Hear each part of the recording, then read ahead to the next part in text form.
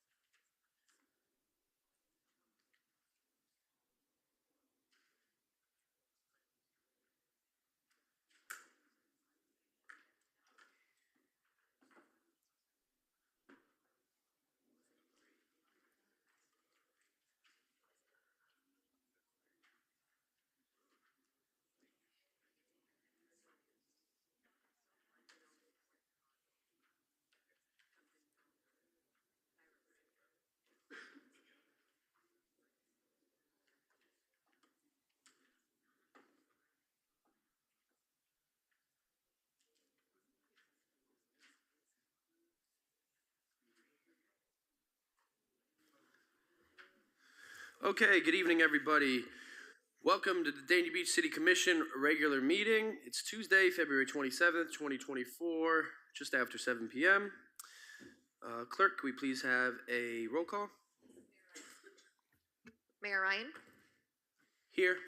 Vice Mayor Llewellyn, Here. Commissioner Davis, Here. Commissioner James, Here. Commissioner Salvino, Here. City Attorney Bootsas, Here. City Manager Garcia, Here. Mayor Yavakorn. Thank you, Clerk. Everybody please bow their heads for a moment of silence.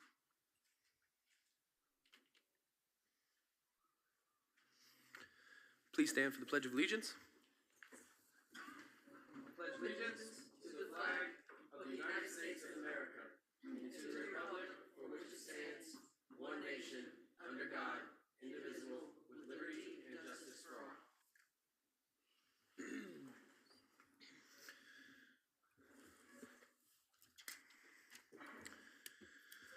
Okay, we're going to get down to business, and we're going to start with item 3.1, presentation on traffic enforcement program. Sir, please state your name and the company you work for and your address. Jason Norton, company is Ultimate, and what else was it? Address. Address 414 Selma Avenue, Webster Groves, Missouri. Thank you very much for having us here. We'll try to make this quick but conversational. If you have questions, I don't know what your protocol is on presentations, but if you have any questions along the way, just ask. Hopefully I'll hit most of it. So we'll start with the law that passed. I've been doing this for about 20 years, and this is probably one of the best laws in the country. It's very straightforward. They had a lot of time to look at the red light camera law and see what's better and what they can do better. Passed with strong bipartisan support, which doesn't happen these days on hardly anything these days. Citations, these are only going after egregious violations. So in a school zone, it only triggers when you're 11 over. So you think about a school zone being 15 miles per hour, this triggers at 11 over. You're nearly doubling the speed limit before it even triggers. It's only operational on school days, when the flashing lights are in the morning, through the school day until the flashing lights in the afternoon. So no nights, no weekends. If on winter break, fall break, whatever the case, they're not operational during those times. It's a civil penalty. It's $100, so there's no points that goes on a driver's license. It doesn't affect your insurance. And of the $100, $60 would come back to the municipality. Another $5 would go to your crossing guard program. $12 goes to your local schools, which also must be used for safety. $3 goes to the FDLE, and then $20 goes to the state just for passing the law, I guess. If it's not paid in 30 days, it can go UTC, and that goes out by certified mail, and it goes down that path as well. So how it works, the cameras will capture violation, and again, it only triggers on those cars who are speeding. It doesn't take any pictures of any of the cars just driving by or obeying the law. Violation capture. We would send it off to the DMV to get the driver's information with the DMV, with the license plate, make, model of the car. The police would review it, and only the police may send out a citation. The vendor cannot do it. The police have to do that. The violator will then get a citation in the mail, and they can go online. They can look at their pictures. They can look at their video. They can pay online if they want as well.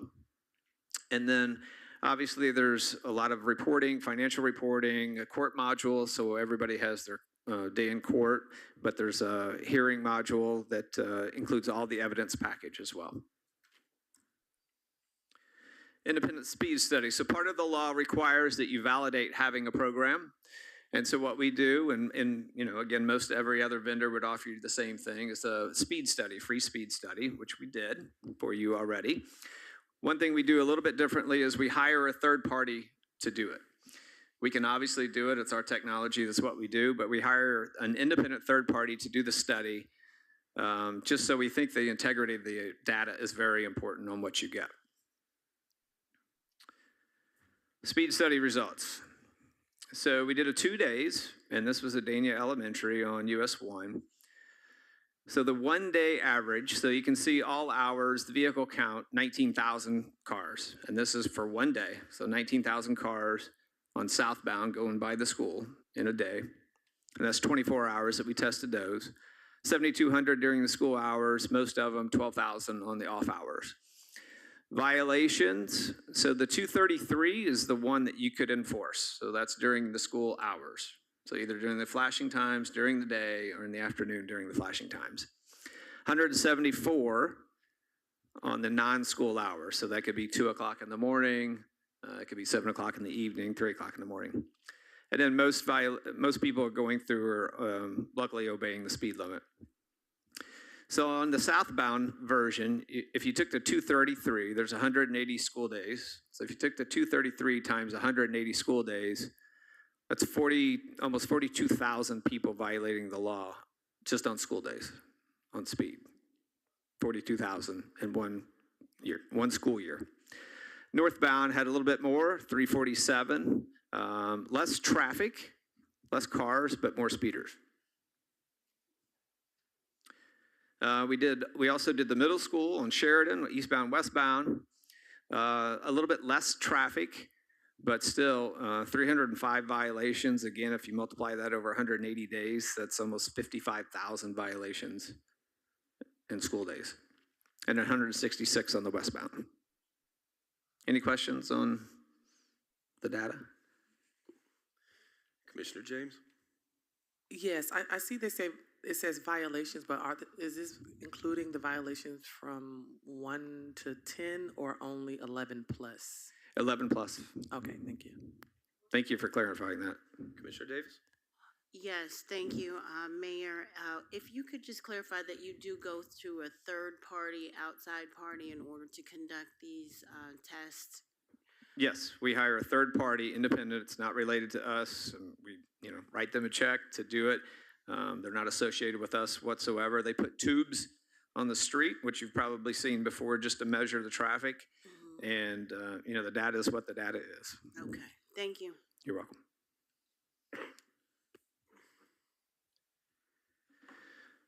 So a couple of things about our company. One of the things that we like to do, and again, I've been doing this for 20 years. I know I was here before any cameras were in Florida, so I know what people went through with the red light cameras. I put a lot of them in myself. But what happened in Florida, there was no enabling legislation when red light cameras started in Florida. So everybody went off home rule. So you'd have this city doing this way, this city doing that way, this one doing this way. And then you get some bad cities, you might get some bad vendors, and when they got together, bad things happened. So then the law came in, changed everything, changed the fine structure, changed the distribution of funds.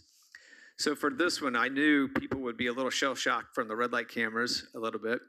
So no fee to terminate the contract. If you get into it and you say, I don't like it, I'm getting blowback, it's accomplished what it needed to do, I just don't like it, I don't like Jason, I'm kind of a nice guy, but if you don't like me, so be it. You can walk away, no penalty. So no contract, no 5-year, you can do a 5-year contract, but you can terminate at any time, no fee to terminate. Along with the speed camera, we also offer a license plate reader if you want it, and we can work with whatever vendor you choose. So you may have Flock, you may have Motorola, Vigilant, Insight, Recore, whomever you have, but we'll let you pick the vendor, and you also get to pick the location. So you may or may not want it at the school zone. You may try to geo-fence the city and just like, hey, I want to know who's coming in or out. You may have other high traffic locations. You may have high crime situations. If you want that ALPR, you get 1 ALPR for every speed camera. No taxpayer cost. Even if this goes to 0, there's no fee. So it's violator funded, it's not taxpayer funded. You'll never pay us more than the revenue that ever comes in. We also do our own work. If you see somebody out working on the camera, cleaning the lens, it's our employee. If you have somebody calling in for a citation, they have a question, our employee. If you have somebody processing the violation, it's our employees. We don't outsource it, and we don't offshore it as well. We also develop, maintain, manufacture, operate all of our equipment here in the United States.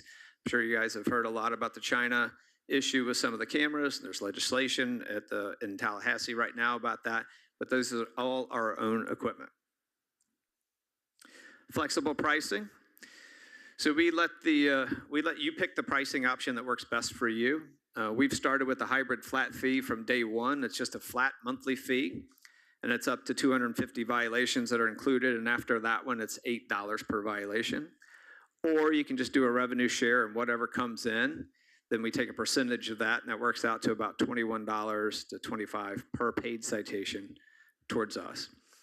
The UTCs, as we talked about earlier, has to go out certified mail. We also don't charge for that. Certified mail is $4 plus. Others may charge for that, but we do not. Any question on the pricing? Questions? Commissioner James? What's the cost for again? So the cost to us is, so there's two choices that you can do. One's a monthly flat fee, easy for me to say. Flat fee, I gotta change that. This is cost that you're going to pay us. It's what we would charge you. Charge the income, the revenue. So it's violator revenue. So $100 fine gets paid, you get $60 of it. From that 60, whomever you would choose to do business with, you would pay them out of that 60. Okay, thank you. Okay, so there's two different pricing models there, the flat fee and the revenue share. So under the flat fee, everyone I've done around the state and any program that validates a program, that's the cheapest price in the entire state by far. So for example, if you took the 4 testing that we just did, so that averages out about to 263 violations. Now I can multiply that by the fine amount, but I don't do it that way because it would be disingenuous. I take the 263, because I know these cameras are gonna work. I reduce it by 80%, because people are gonna learn their lesson. These cameras work. Drop it 80%. I also know not everybody's gonna pay. So I'll take another 20% off that. People are just gonna disappear. Even after all of that, for one camera in 1 year, it would be about $350,000 plus to the city. That's after the vendors paid, that's after the crossing guard money's been distributed, after the school district, the FDLE, and the state. What's left over from after everybody's been paid is a little over $350,000 per year per camera. That's with reducing it by 80%, right? Reducing it by 80%, and then taking off another 20% of Yeah. people who don't pay. Okay. So next steps, requirements. We did conduct a speed study on a couple of schools for you. We didn't do them all, just to give you a glimpse of what it looked like. We can do others if so choosing. No matter who you go with, you have to provide we would provide a contract for services. You have to pass an ordinance, which I'm sure you're aware of. There's several ordinances that have already been passed in the state. We can share those with you so you don't have to reinvent the wheel. For us, at least, we submit for all the permitting and pay for it and take care of it, be it FDOT county, city, whoever has the permitting and the right-of-way. We take care of all that. We also do take care of all the signage. Signage is required in the state, and we handle all of that. We put it up for you. 30-day public awareness campaign, that is also required in the law, and that's not only just the warnings when you start the program, but it's public education. We just launched the first school zone speed camera last week in Eustis, Florida, which is just north of Orlando. Had a very big media presence to help spread the word. We had the police out there, we had the mayor, the entire council, city manager, handing out brochures to pedestrians, families walking their kids. So hopefully before the first citation even goes, you'll see the reduction in the violations. Also, you have to do an annual report to the state, and we'll do that on your behalf. And what you have to do, you obviously have to execute the contract, pass the ordinance, review and approve violations like we talked about, and provide for court adjudication for anybody who wants to come in and have a hearing. So I tried to be fast. Any other questions or thoughts? Yes, thank you, Jason. Commissioner James, question? Whose job is it to review and approve the violations? Your police, Broward County. We would preview them, right? We make sure, hey, does the make, model, and license plate match that vehicle? Was it a Chevy truck, license plate 123? Yes. Did it violate the law? Yes. Send it to you, and then only the police can review those. Okay, I know we had a conversation about this a few months ago. I'm not sure if it was with your company or a different company. And I know that we requested that they went through BSO to have this discussion and conversation with them because they are the subject experts here in our city. I have not heard back from our captain, Tarala, on this from this. Have you met with our BSO captain? I've met with BSO captains, Okay, in Dania Beach? yeah, Not but ours. not for yours. Okay. We had a conversation earlier tonight, but I Okay, I haven't think it presented. needs to go a little deeper than that because we've had a thorough conversation already with that, and I am in favor. I was in favor. I brought it here of this program.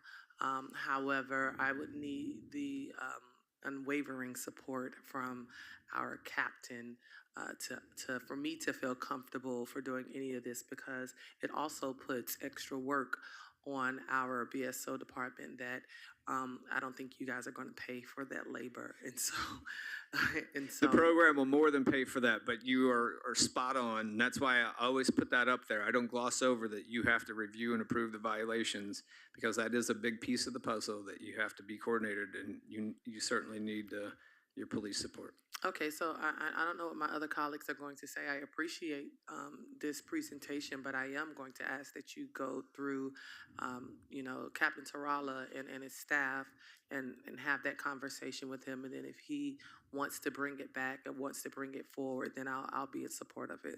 Thank you. Thank you. Absolutely. Thank you. Commissioner Davis? Yes, thank you. As you know, we had a thorough presentation the other day, a couple of days ago, and I did do a comparative analysis with your company and the other company to look at, the pricing, the being able to get out of the contract and all of that. So the data portion of that, I am in favor of, this, but as Commissioner James stated, we did not get feedback from BSO from the previous company, and we have not gotten feedback from BSO from your company. But as far as the numbers and the data is concerned, I do like your presentation a little bit better. But I am not the subject matter expert. The extra labor is not going to come on the commission. So I am in agreement with Commissioner James as far as getting the stamp of approval from Captain Tarala or Chief Tarala in this instance. But I do appreciate both thorough presentations, and thank you. Thank you. Vice Mayor? Yes, I concur that it needs to go through our chief, but also, doesn't it have to go through procurement? That's exactly what I was, that's exactly what I was discussing with our city Yeah. attorney. Because like what Commissioner Davis said, we've also had other companies present, and more companies are sending us information that they want to Right. present. So, yeah, we And we have to a whole, follow we have a whole procurement. process that we follow through procurement for this that it would need to be followed. That is correct. Okay. Well, We first and foremost, it would be the meeting with chief. our chief and Yeah. our Deputy Cooper and all the proper Lieutenant. individuals there, and we'll take it from. Lieutenant Cooper. Oh, I know, but she's kind of like the deputy, the second, and for me, she is like my second there. But anyway, yes, so that's the process.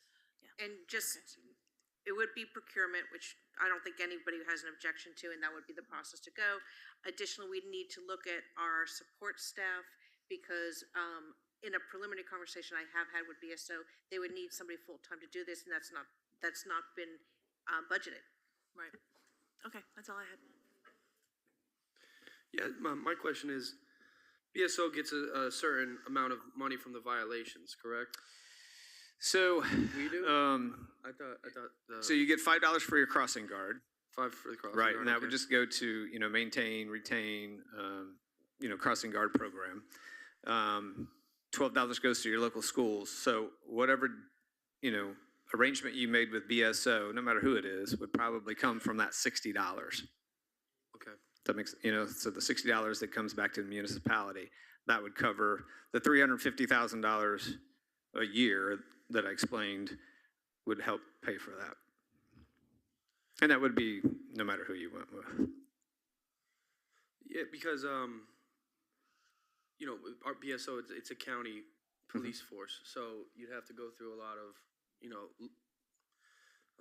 red tape, I'd say, just to get the approval of, you know, I don't even know if our chief would have the authority to make the approval without going through the sheriff first. So that's, you know, we really need to involve BSO with this the most. And like you said, you spoke to captains already, so I'm sure you have a bit of a relationship, and BSO is certainly aware of this. Yes. I could see a use for this in certain areas in our neighborhood for sure. Like US 1 is obviously US 1. It's most traffic we have in our city. But those back roads like Second Avenue on the other side of Dania Beach Elementary, and then in Collins, right in the middle of the neighborhood, I think these would be very beneficial in those areas, you know, where our crossing guards aren't on the main thoroughfare. And yeah, I appreciate the presentation, Jason.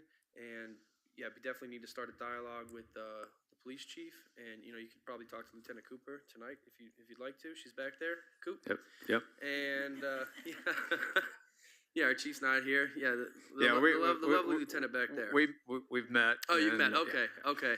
And yeah, like you said, this is just being rolled out in the state of Florida. It just started. Yeah. Yeah, last week was the first one, which we did. But I'm not a, you know, I'm good for a plug on that. But yeah, we did launch the first one last week. FDOT regulations just came out, as I'm sure you're aware, at the end of the year, so everybody had to wait on that. But we had contracts signed up, and we have some others as well. So yeah, it's new. Yeah, it's very fresh, and I could see the benefit and I could see the opportunity, but obviously we could see the obstacles as well. So it's good. It's good that we started this dialogue with you and with other companies as well. Yep. And from what I hear, our commissioners, when they compared, they appreciated your presentation. So we'll just take it from there. All right. Thank Any you. more questions? I did.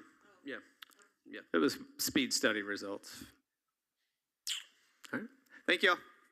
All right. Thank you. Okay. Item 3.2. Okay.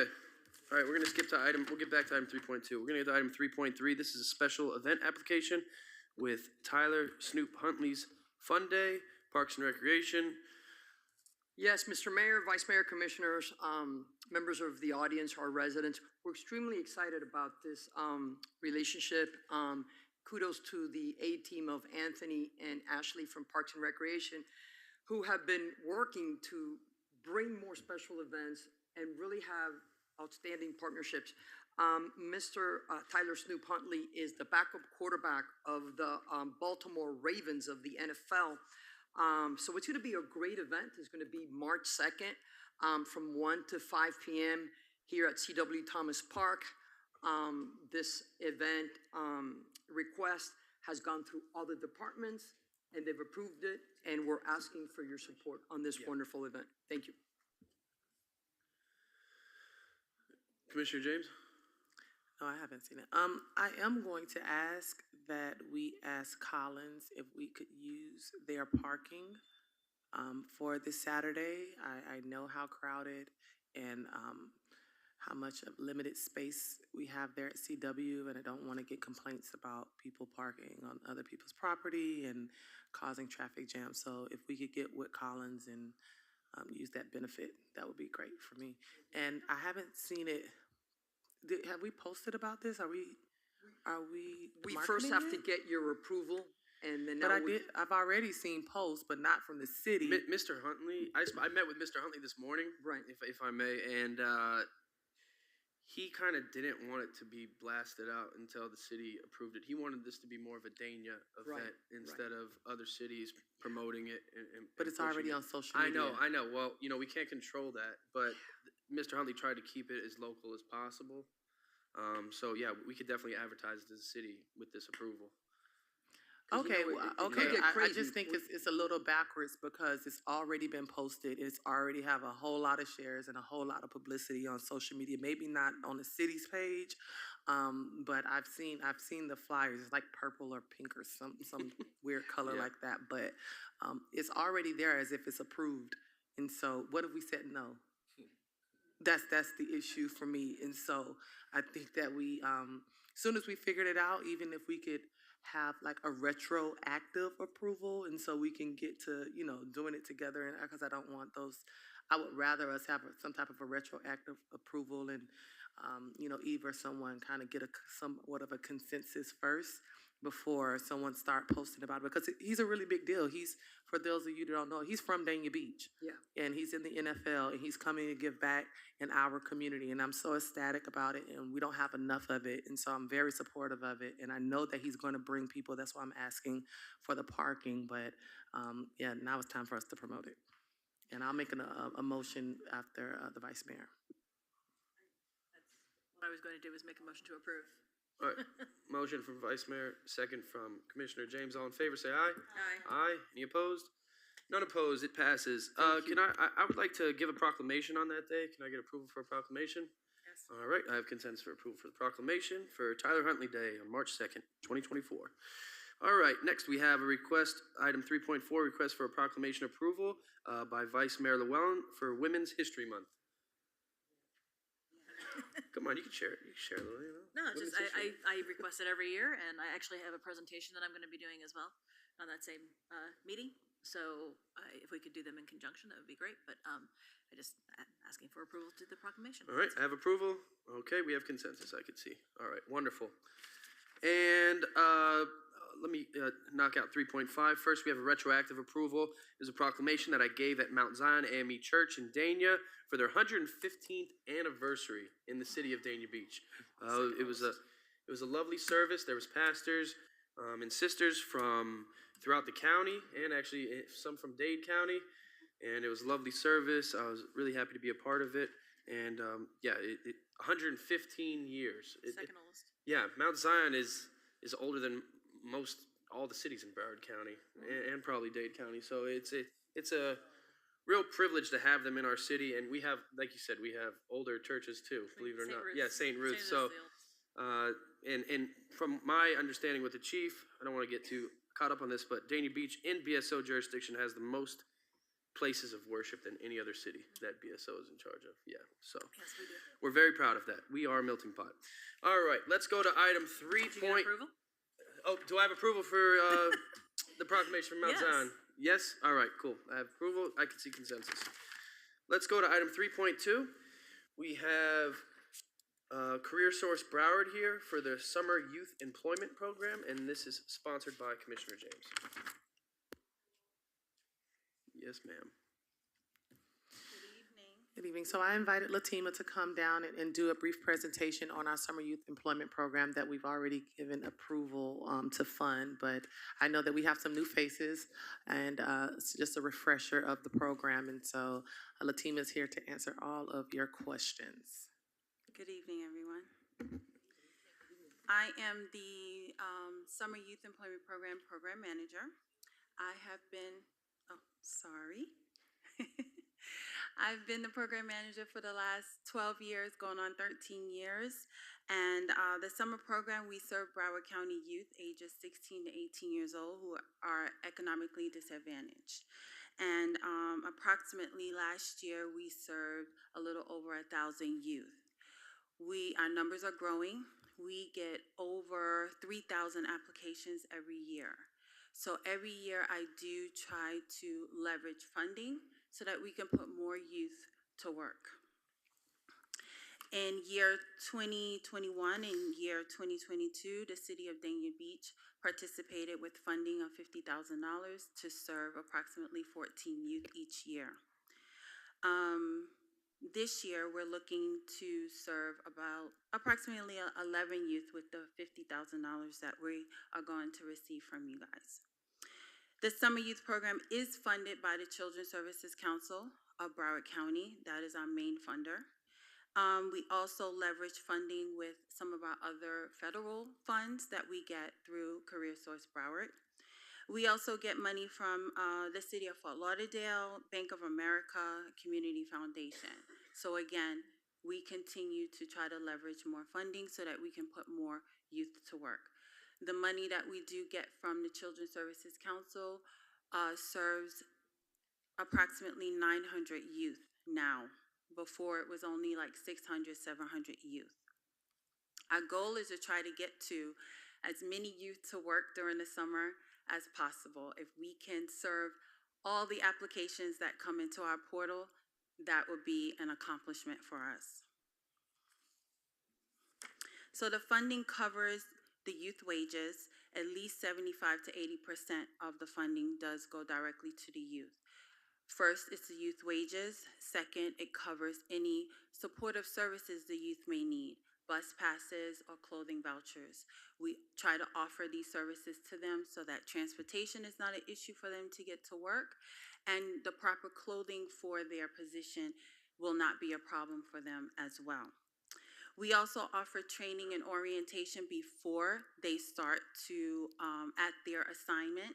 So it's a 3-day employability skills where we focus on basic soft skills. We want to train them, teach them the importance of arriving on time to work, the importance of appropriate dress for their position, how to communicate with their supervisor and their coworkers, and just basic work ethics in the workplace.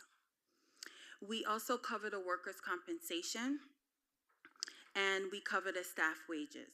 We hire worksite monitors, and those monitors' duties is to act as the liaison between the supervisor and the youth. So they go out to each of their assigned workplaces, and they check in with the youth to see if there's any issues or any concerns, or to answer any questions, and to continue the training that they learned during the 3 days of employability skills. They also check in with the supervisor at each work site to see, again, if there's any concerns, answer any questions, and just be that liaison between the two. They also monitor the time, the youth time, and sign off on their timesheets so that the youth are paid on time. The youth are getting paid $14 an hour.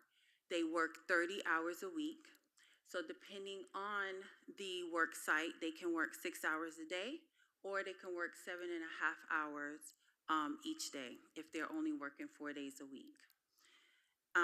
We get the time frame directly from the work site. So once the job orders are placed in our portal, we gather all that information and we hand that off to the youth on the last day of their training. We use area schools to provide the 3 days of training. So the schools that we use is Hallandale. We use Dillard. This year we're using Plantation because we are looking to serve, again, over 1,000 youth. So we can't overload Dillard like we did last year. And we also use Pompano Beach High School. We also hire local teachers to be the facilitators of the 3-day training. So they get trained on the curriculum that we use. And we use 2 types of curriculum. One is a book called Job Savvy, and that's just a basic overall cover of all the basic soft skills.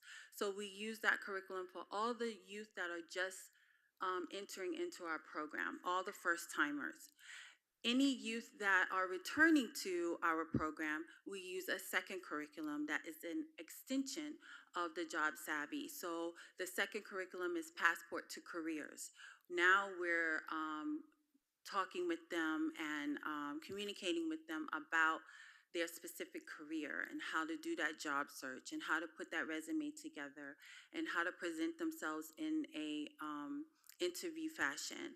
How to present themselves on social media and how to create an appropriate email address. That may sound kind of simple, but it's kind of hard for our youth. So that curriculum really focuses on that. We also offer during the 3 days workplace safety that is conducted by a local OSHA representative. And we offer financial literacy, and that is offered through some of the local banks that we partner with. So they come out and they go over and teach the youth how to understand their paycheck. What is FICA? Why are you paying taxes? Also, how to budget, how to open an account, how to save as well, and the appropriate way to open a credit card.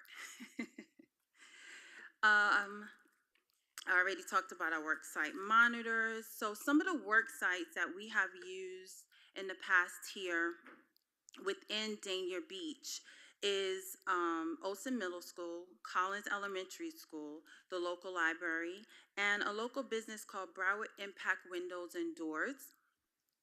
And then we also use outside of Dania Beach, the local city, Hollywood.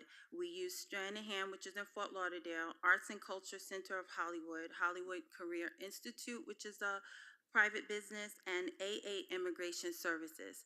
So as you see, we try to target different businesses to offer different type of jobs because the youth, they all have different types of career paths. And what we would like to do and what we're really striving to do is to align the youth with their career path.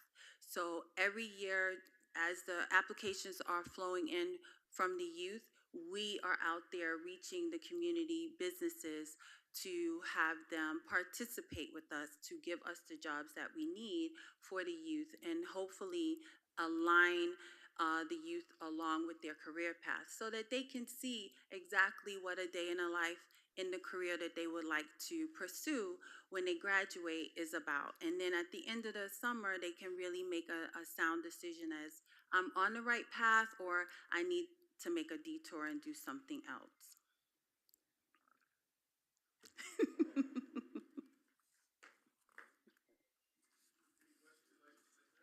Yeah, I heard you say that they're working 30 hours, and I realize it's summertime, but are they all allowed to work 30 hours a week?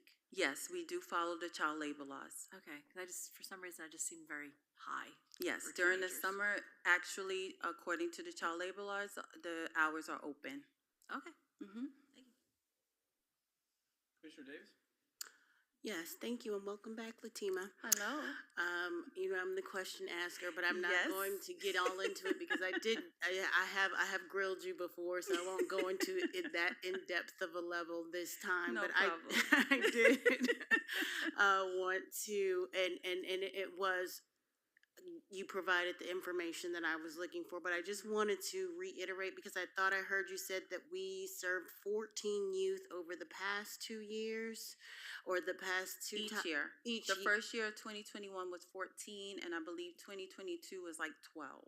Okay, 11 so or you're 12. expecting 11 youth for this year, Correct. approximately 11 youth this year. Mhm. So I wanted to clarify that. And then just for the public's sake, the types of jobs that they would be entering, if you could just elaborate on that.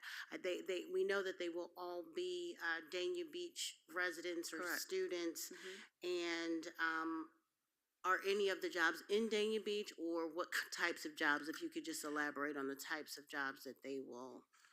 Well, the specific jobs for the youth that we have selected, the 11 youth, we don't know what they're interested in yet. We Okay. just started our intake process where they come with their hiring paperwork, and then we do a little interview at the end. And that's when we get to know them and know their career path and so forth. So that I don't have an answer for. Okay. But the type of jobs that we already have in place within Dania Beach, we have about 4 hotels. We have really hit Dania Point. Yeah, we were just saying that I wanted to, yeah. And 4 hotels within Dania Point, and I think like 1 right outside Dania Point is interested. Comfort Suites in Dania Beach just signed on today. We still have the library, we still have the school. And my plan is, which is already in progress, is to hit the bowling alley that's in Dania Point and some of the restaurants that's in Dania Point. We are also, we just signed on with Broward Health Hospital, Memorial Health Hospital, and we're hoping to sign on with HCA Hospital as well. And hopefully that could kind of blanket Broward County as far as the health field is concerned, because the last couple of years we have seen amongst all the youth that have come in, at least 25%, 30% of the youth are interested in a health care position. The second is IT. So we are trying to look for either graphic design, marketing assistant, that sort of, those type of jobs in those areas as well. Fantastic. I mean, I'm glad I asked you that to repeat it out loud because I think that's so important to have all the different fields and allow kids to go down paths of their interest and really work and thrive within their passion. And so the only thing I'm going to reiterate is that if I know you do the program evaluations at the end, I would still like to have copies of those, but also we had one student, if we could get more than one student to either come back and do their presentation or talk about their experience. I problem. just think it's important for people to actually see that the program works and see the impact that it makes for their future career choices. So thank you so much for your wonderful presentation. Thank you. Yes, and thank you, Latima. I will ask, maybe, have you considered the city of Dania Beach for some of those career paths? I hear you say IT and marketing and those things. Not that I'm not sure if this would be an appropriate fit or the best fit, but it is an option. You can work with Maxine to get through to the city manager and to have those conversations if need be, if you're looking for, especially during the summertime when we have Parks and Recreation with our summer youth programs and all of those things. So, That would be great. all right. Definitely. Oh, through the mayor, I'm curious, what are the age groups? That's very good. 16, 17, and 18-year-olds. Yeah. We need something for our. 16, 17, 18. Okay. That would be great if you can meet with our chief of staff and our Okay. Parks and Recreation director. Because we've been like augmenting and enhancing all our Parks and Recreation departments. And last year we had 5 camps. And we have little ones too, and we also have a growing IT division too. So it'd be a good opportunity. That would be great. Okay. Thank you. Thank you. Commissioner Davis? Sorry, this is just a suggestion. We did a ribbon cutting at the Avid Hotel, which is part of the Intercontinental Hotel chain, and they were looking for, staff and people to work. So that you can just add that to your list. I have their general manager and everything's number, but they said if you know anybody, so that could just be Okay. another avenue for you to look into if anybody else was interested in hospitality. Okay, great. Well, we did update our youth flyer because our youth flyer was posted December 1st of 2023. We did update it to add City of Dania Beach logo onto it, and I think I shared it with Ms. James and Nanette, I believe. Yes. We have extended the youth application for another week for City of Dania Beach to try to get the word out to your residents for the youth that may fit this program to apply. And I have extra flyers if you need. I can always email that to you, as well as our employer flyer that we have email blast and handed out all over, as well as saturating Dania Point area, looking for, again, more employers. So your target number is 11 with the city? 11 youth? That's how much the 50,000 will serve. That's what but we it's like a little over actually have about 4,500 a kid? 23 youth who have applied from the City of Dania Beach. So your 50,000 will serve 11, 11. and then the other, we will have another funding stream serve those youth. Oh, okay.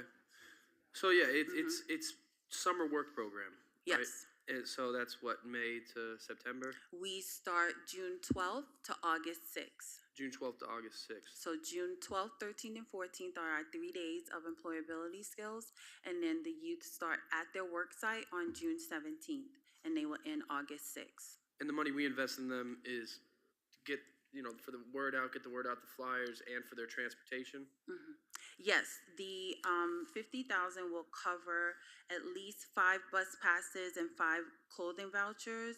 We also cover the background screening, so if any positions require a level 2 or a basic level, we will cover that. We also feed them during the 3 days of employability skills, so we pay for the lunch. And then, any of the supplies and we have to pay for the school to house them for the 3 days, and then everything else goes to the youth. So a lot of the expenses that first 3 days? Yeah. Okay. Yes. Okay.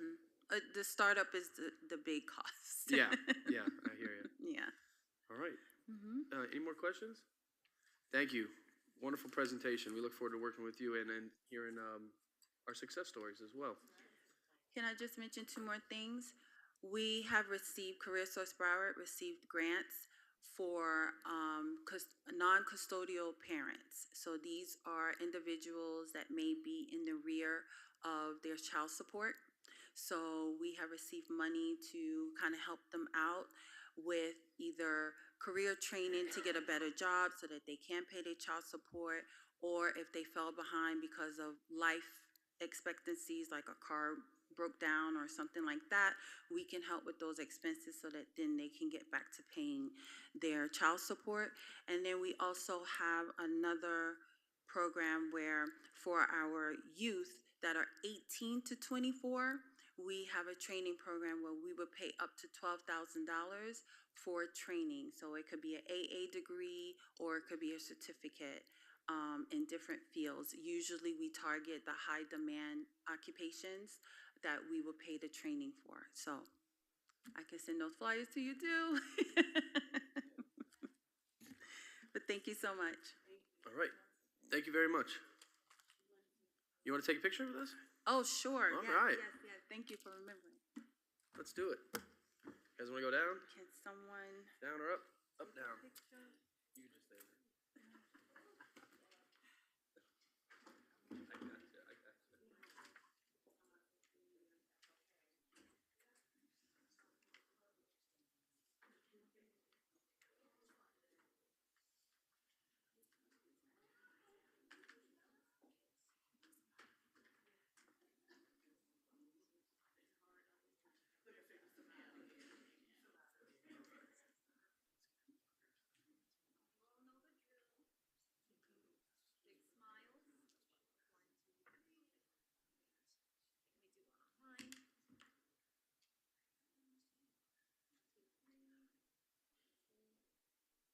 Keep that smile, babe.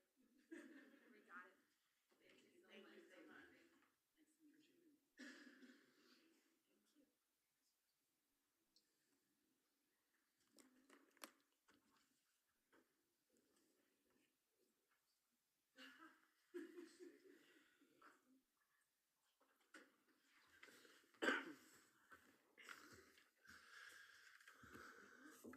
Okay, we don't have any proclamations, so we're going to skip right to our administrative reports, and we'll start with our city manager, Madam Manager Anna Garcia. Thank you, Mr. Mayor, Vice Mayor, Commissioners. We continue to prepare for the very exciting crescendo that will be our big birthday bash in November of this year. In October, we'll have our State of the City address, and we will be presenting a calendar of events at the next commission meeting. In January, we rolled out citywide flyers that commemorate 120 years in Broward's first city. And Nanette and Suzette and our city committee was also looking at some examples for your signature page, for our city signature page. And we are going to be ordering polos and shirts for you guys. And we came up, these are the two finalists. I don't know if you have it in your report. And we just wanted to get your input. We love them both, but we would like for you to make the decision because before the end of February, that's something that we want to put out. I showed you examples using all your names here on how they would look. You have it in your backup. If you could just pass this down to the mayor and vice mayor, they could take a look at it. We have two choices. Yeah, and we just want to get your guidance. It's Okay. it's in your backup. You guys want to vote on an option now? Yeah, Okay, let's- yeah, because I want already for All right, this week to get it out. Did everybody on the commission review them? Did you guys review them? Okay, go ahead, Commissioner James. I like the logo option that has the 120 in black underneath the D. That was my favorite. Yeah. All right, let's just do it by a show of hands. Everybody who likes 120 with the black lettering, raise their hand. All right, done. We can move All on. right, guys, great job out there, Suzette, Nanette, and the committee. Thank you, Mr. Mayor and Commission. We are extremely excited planning the last fall, we rolled out the Pioneer magazine. Remember having this meeting with our mayor, and we came up with this name. And whenever we run into residents, they tell us, thank you so much, but we're able to get all this information. We have the e-letter, we have it in email form, also electronically. And we're going to be rolling out our April-May edition to continue to, augment and enhance our communications to our community. Every one of these events are opportunities for us to take photos, but I know that our residents want to know where we are investing. What drainage projects are completed, what drainage projects are coming forward, what park projects are coming forward. So we're extremely excited about that. So look out for April, May, as our second edition of the Pioneer will come out. Every year we have a goal with our budget to begin the budget process sooner rather than later. For the past 3 years, the city has received the most prestigious designation of the budget award. The city had never received the budget award, and for the last 3 years we have received it. We are confident that this year will be our 4th consecutive year. We're also working not just on the CAFR, but on the PAFR, which is kind of like the Cliff Notes and kind of the layman's person understanding of what the budget is. So we're going to be producing that for the very first time to continue to enhance how transparent we are with our numbers, our finances, and our investments. So I know that Maxine has already sent out an email. So we are going to be having our first workshop. I believe it's the second week in August. We have a $130 million budget, and we take tremendous responsibility in regards to how we invest our taxpayer dollars. I also want to highlight our code compliance division and our parking and beach rangers in order to provide a glimpse of what is occurring under the leadership of Director Eleanor Norena and Deputy Director Corinne LaJoy, working with our compliance manager, Barbara Euro, and our beach ranger manager, Eric Walton. We have observed in this past year 632 violations. I was just discussing some of these with Commissioner Davis. At the beach, just at the beach, and open containers, glass, dogs still at the beach, and our goal is to continue to take compliance and the safety in our city and the aesthetics to new heights. So I wanted to give a shout out to the great work that they are doing, and I've provided some examples here in detail under the leadership of community development and also our deputy city manager, who's also code certified. I've included for your review, and I am going to be sending an email, and I'm also going to be working with Nanette and Suzette to put the information about where we're at with the Southeast Drainage Project. It's going to be the largest city investment in drainage infrastructure in 120 years. We've been very successful with the monies that we've been able to seek and receive in Tallahassee, in excess of $4 million, and working with a multitude of agencies. One of the things that I wanted to explain, and I had this conversation just yesterday with Vice Mayor Llewellyn, that where we may be ready and want to move forward yesterday, when we deal with a multitude of agencies, be it DEP or be it FDOT, that slows down the process because we have to get check marks and approval from a multitude of agencies. But I wanted to let you know that we already have $10,692,000 through grants and available resources that we've been able to receive for the past couple of years. So we will be moving forward with the commencement of construction this spring. And I say April, May, but again, being reminded of my conversation with the Vice Mayor, that is pending that there is no delays from the agencies that we are partnering up with. We're also working very closely with our CFO in regards to how we find the rest of the funding, because this is a two-phase project, and the total project estimate for phase 1 and 2 will be in excess of $33 million.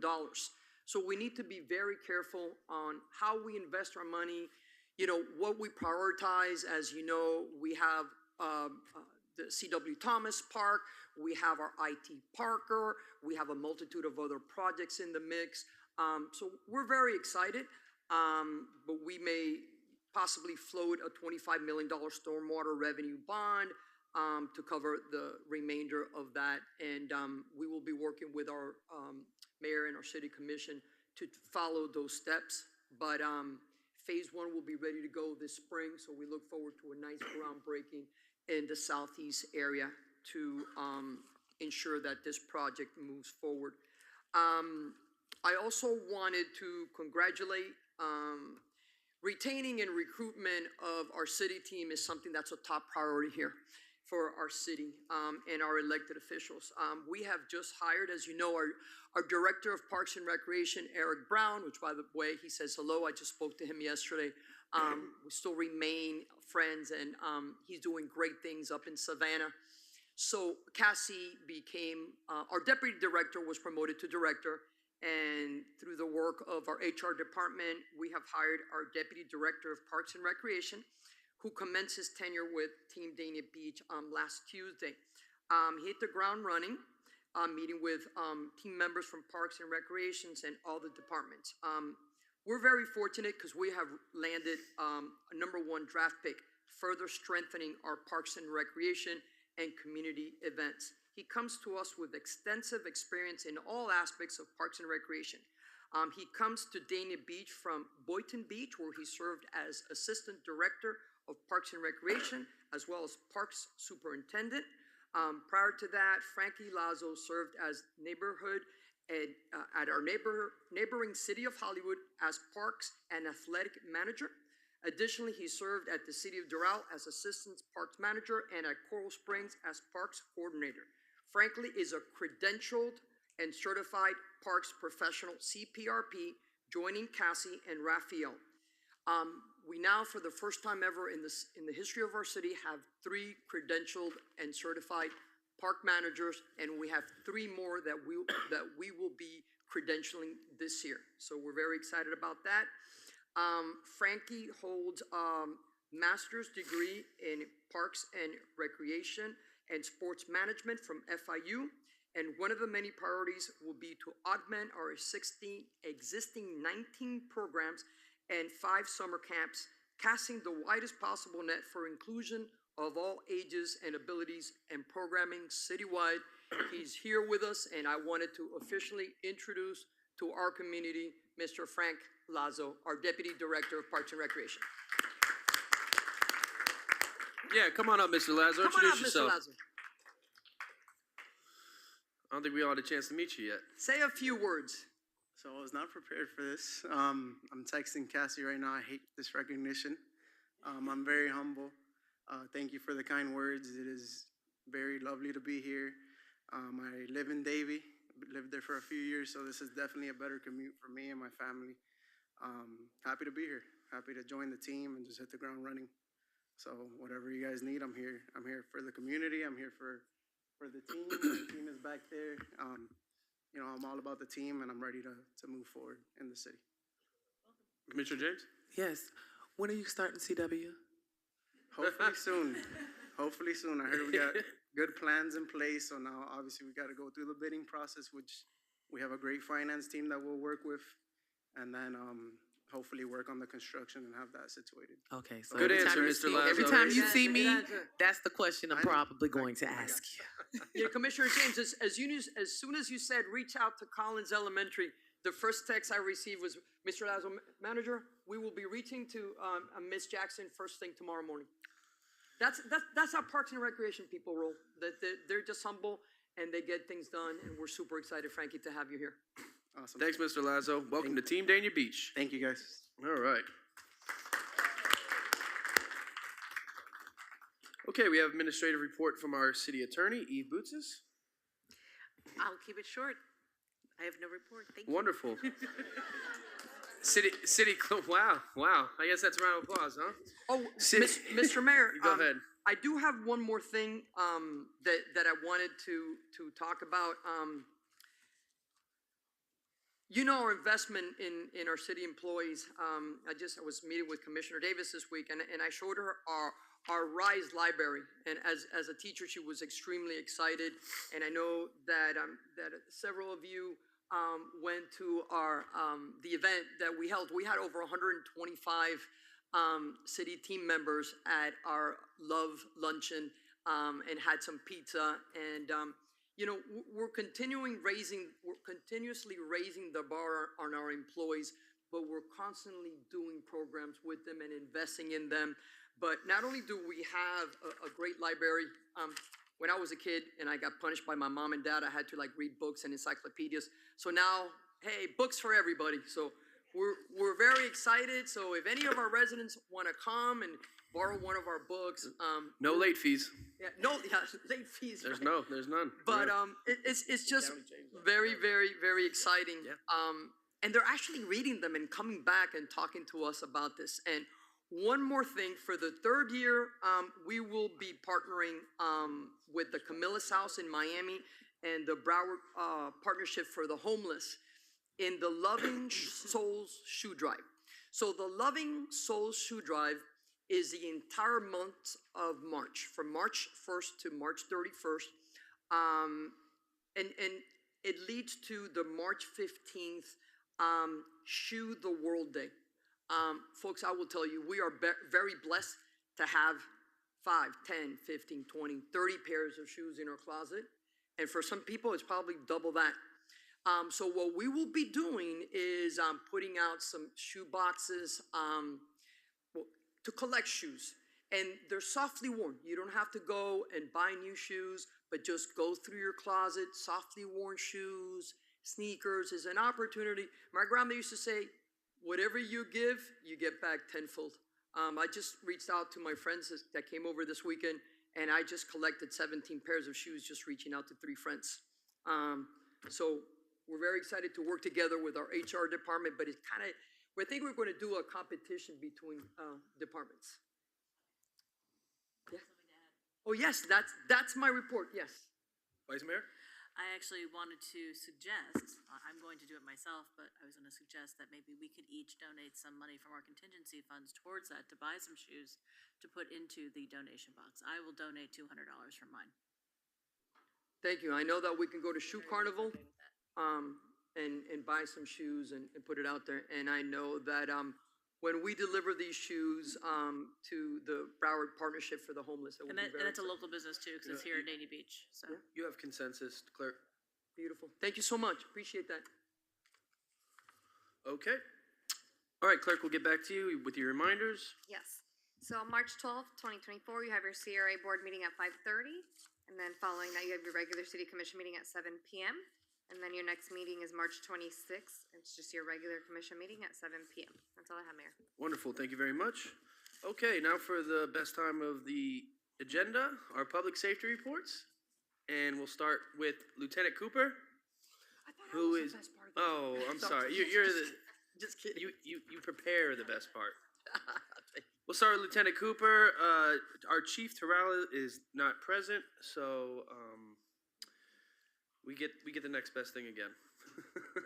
We always look forward to Lieutenant Cooper's presentations. She brings the energy.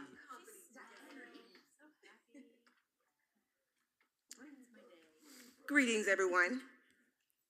I have my partner here with me today. Good evening, City Manager, Mayor, Vice Mayor, Commissioners, and our amazing Dania Beach residents. Regarding the public safety report, a few things I would like to mention to make you all aware. Just yesterday, hot off the press, first thing Monday morning, just after midnight, we had a shooting. Thankfully, the victim was able to walk away with his life. Around 12:22 a.m., our Dania Beach deputies not only received calls for services via the 911 operators, but deputies were in the area just driving around on patrol. They heard the shooting, which was in the area of the 600 block of Southwest 1st Street. Upon their arrival, they did locate a 23-year-old black male who was in front of that residence or in front of a residence at that location that had been shot in his buttocks 3 times. There were over 33 rounds fired at this particular individual, and he was shot in his buttocks 3 times. To say he walked away with his life is definitely a blessing. He was transported to the hospital with non-life-threatening injuries. Our violent crimes unit did respond to further investigate. So far, because it is an active investigation, what I can reveal is that that individual, he was sitting in front of that residence, visiting friends. He's not from this area. He's from the West Park area in Broward County here. A vehicle, specifically a dark-colored sedan, drove up in front of this residence, fired multiple rounds, striking the victim, like I said, 3 times in his buttocks. The residence sustained structural damage, front window damage. There were also 2 other vehicles in front of the residence that sustained damage as well. Our detectives built a report or attempted to build a report with this victim. Unfortunately, he would not talk. He would not provide us with any information that would aid law enforcement in this investigation. We do continue to investigate this case. Our crime scene detectives responded, and like I mentioned, over 30 spent casings were collected from the roadway regarding that shooting, and the suspect is still at large. So that was Monday morning. Yesterday as well, Monday we had quite a busy day on Monday. Later that night, 8:30 p.m., a really good hit with our license plate reader that just happened to be in the area of the 1400 block of Sterling Road. A license plate hit was received for a white Kia, which had a stolen tag. Once our detectives were alerted of this vehicle with the stolen tag attached in the area, they were alerted that vehicle was driving past the 1400 block of Sterling Road. Our detectives responded to the area. They located that vehicle at 225 Southwest 2nd Terrace. Covert surveillance was established. Our deputies positioned themselves for a takedown. When these 2 juvenile suspects saw the detectives, they took flight. The driver, the individual that was initially getting into the driver's seat, took flight. He was captured almost immediately. The second individual, like I mentioned, who was a juvenile, he ran northbound across Sterling Road and ended up next to the parking garage here by City Hall at the construction site. Our deputies had a really great perimeter set up and established. Our aviation unit responded, our K-9 unit responded. With all the police presence, the individual left the construction site, fled back southbound into the residential neighborhood. Unfortunately, there was a resident in his front yard who the suspect ran to, put a gun to his face to simulate to him to be quiet while he utilized his backyard to hide. Our aviation unit that, again, responded to the area was able to locate the suspect, and he was apprehended and taken into custody. The victim who the firearm was pointed at, he was not injured. That was actually captured on his home video. Through an extensive search, the vehicle was ditched somewhere. Our drug detection dog responded. Unfortunately, at this point, we still have not located that firearm. But we know for a fact that firearm was utilized because the resident that the resident that was sitting in his home, everything was captured on video there. The 16-year-old individuals, one is from Dania Beach in this particular case. The other one is from Liberia in Hollywood. They were both, the driver was charged with the grand theft auto. The other individual was charged with, he had a plethora of charges: grand theft auto, obstruction, trespassing on a construction site, aggravated assault with the firearm, tampering with evidence, and also wearing a mask during the commission of a felony. There's another incident I would like for Deputy Boris to mention. Deputy Boris was involved in this particular incident where our license plate readers were utilized again, and he and our team did a phenomenal job. Deputy Boris is our commercial vehicle enforcement deputy. And Boris, if you don't mind sharing that particular incident with us.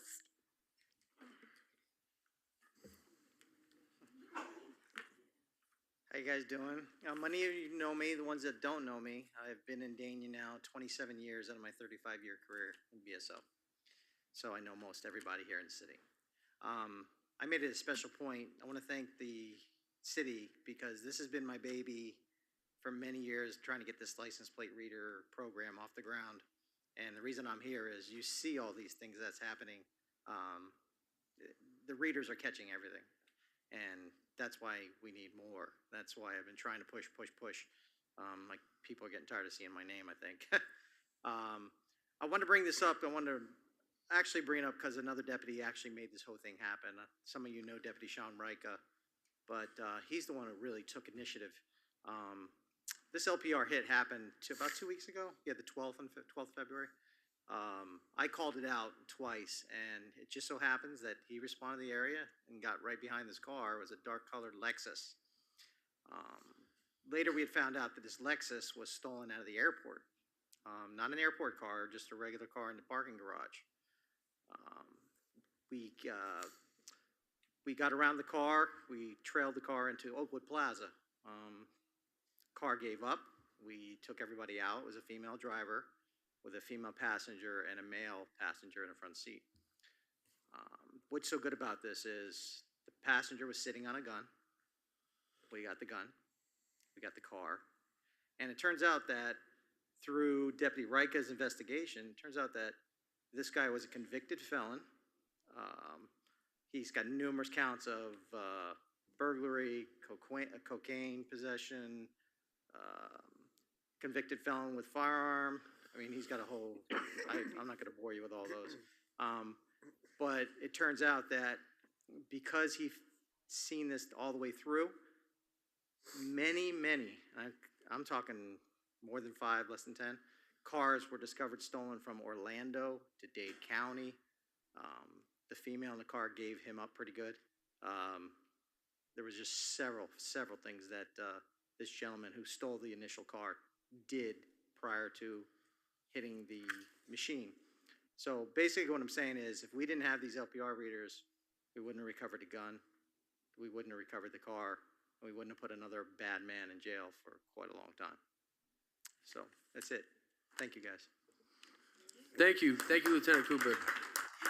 You are very welcome, and I'm going to wrap it up. Just a couple last items. The last incident that I did mention as well, I also wanted to add that the juveniles involved in that incident, the vehicle was stolen out of Dania Beach earlier in the month, so that's a case that we were able to close. So we got those individuals arrested, got that victim back their vehicle, but this was one of the grand theft cases that was the victim reported earlier in the month of February. Couple other things, our homeless outreach team, just want to mention and always give them some praises because they do a phenomenal job. The team of 2 that we have, they continue to monitor Frost Park during the daytime hours. Our alpha shift, night shift patrol, they continue to monitor Frost Park in the evening hours, to include walking the alleyway. They are also continuing to monitor the encampment hotspots, as well as Client C.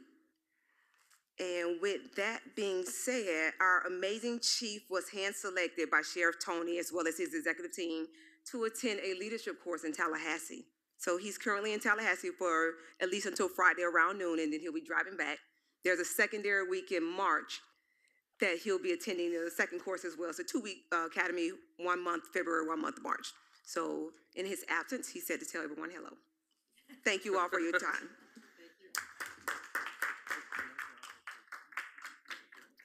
All right, thank you, Lieutenant Cooper, and thank you, Deputy Boris. 27 years. Thank you for your tenured service. All right, up next we have our Fire Chief, Sergio Pellicer. Good evening, Mayor, Vice Mayor, Commissioners, City Manager, City staff, and our great citizens of Dania Beach. So January 1st through 31st, our units responded to 711 total calls. Of those, 606 were EMS related, and 105 were firefighting related. So fires, car fires, elevator rescues, things of that sort. That leads me to let you know about my trip last week. So I had a nice field trip. We went to Osage Ambulance Company. We visited them. So most importantly, the one thing I could tell you that as soon as I got back last week, the first thing I did was I got on the phone with the manager, and we were talking about what was going on at the building over here, 150 South Bryan. And I was telling her, you know, like how great it is to work here, because it's nothing but best practices. And our city is awesome at doing that. So this visit proved it to me, because by partnering with the Osage Ambulance Company, we partner with a great company, And the one thing I learned about them is that they are like, from start to finish, they're very professional, they're very invested, they know what they're doing, and they're gonna provide our, rescue trucks, a great refurbishment process. We went through the process. We got there. We left here four in the morning to get on the plane. We got there first thing in the morning. They picked us up. It was a 2-hour drive to get to the plant. As soon as we get there, they start taking us through the plant and showing us all around, showing us how they fabricate everything. Everybody's working. They take the truck basically, so I guess let me explain to you about the chassis. So the chassis, in my viewpoint, was just the metal back part of the truck. I didn't think the chassis included the whole front end of the engine. So the chassis, when we order a chassis for a truck, it's the whole front, the engine, the front cab, and the metal part where the ambulance box sits on top. So that is brand new. So that's what, when we get a new, when we refurbish it, that's what we're getting, that brand new.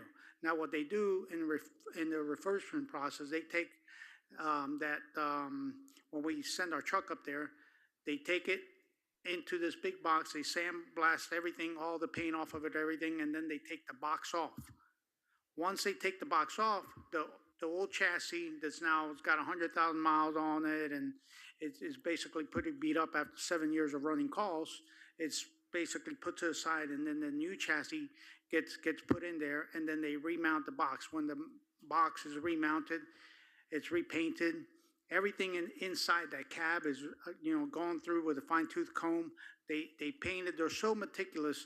I watch them, just doing the painting process and everything. They have somebody there just like making sure that all the paint is nice and smooth, and then they mark everything where, if there's something that needs to be fixed or done.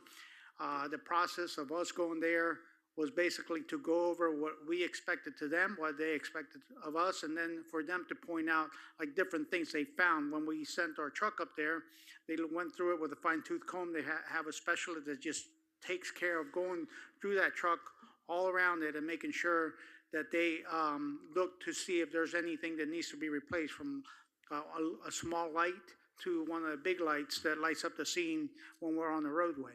So they're very meticulous about making sure that we're going to have everything done right. So they go over it with us, and then they tell us, this is what, what's covered, this is what you're going to get back.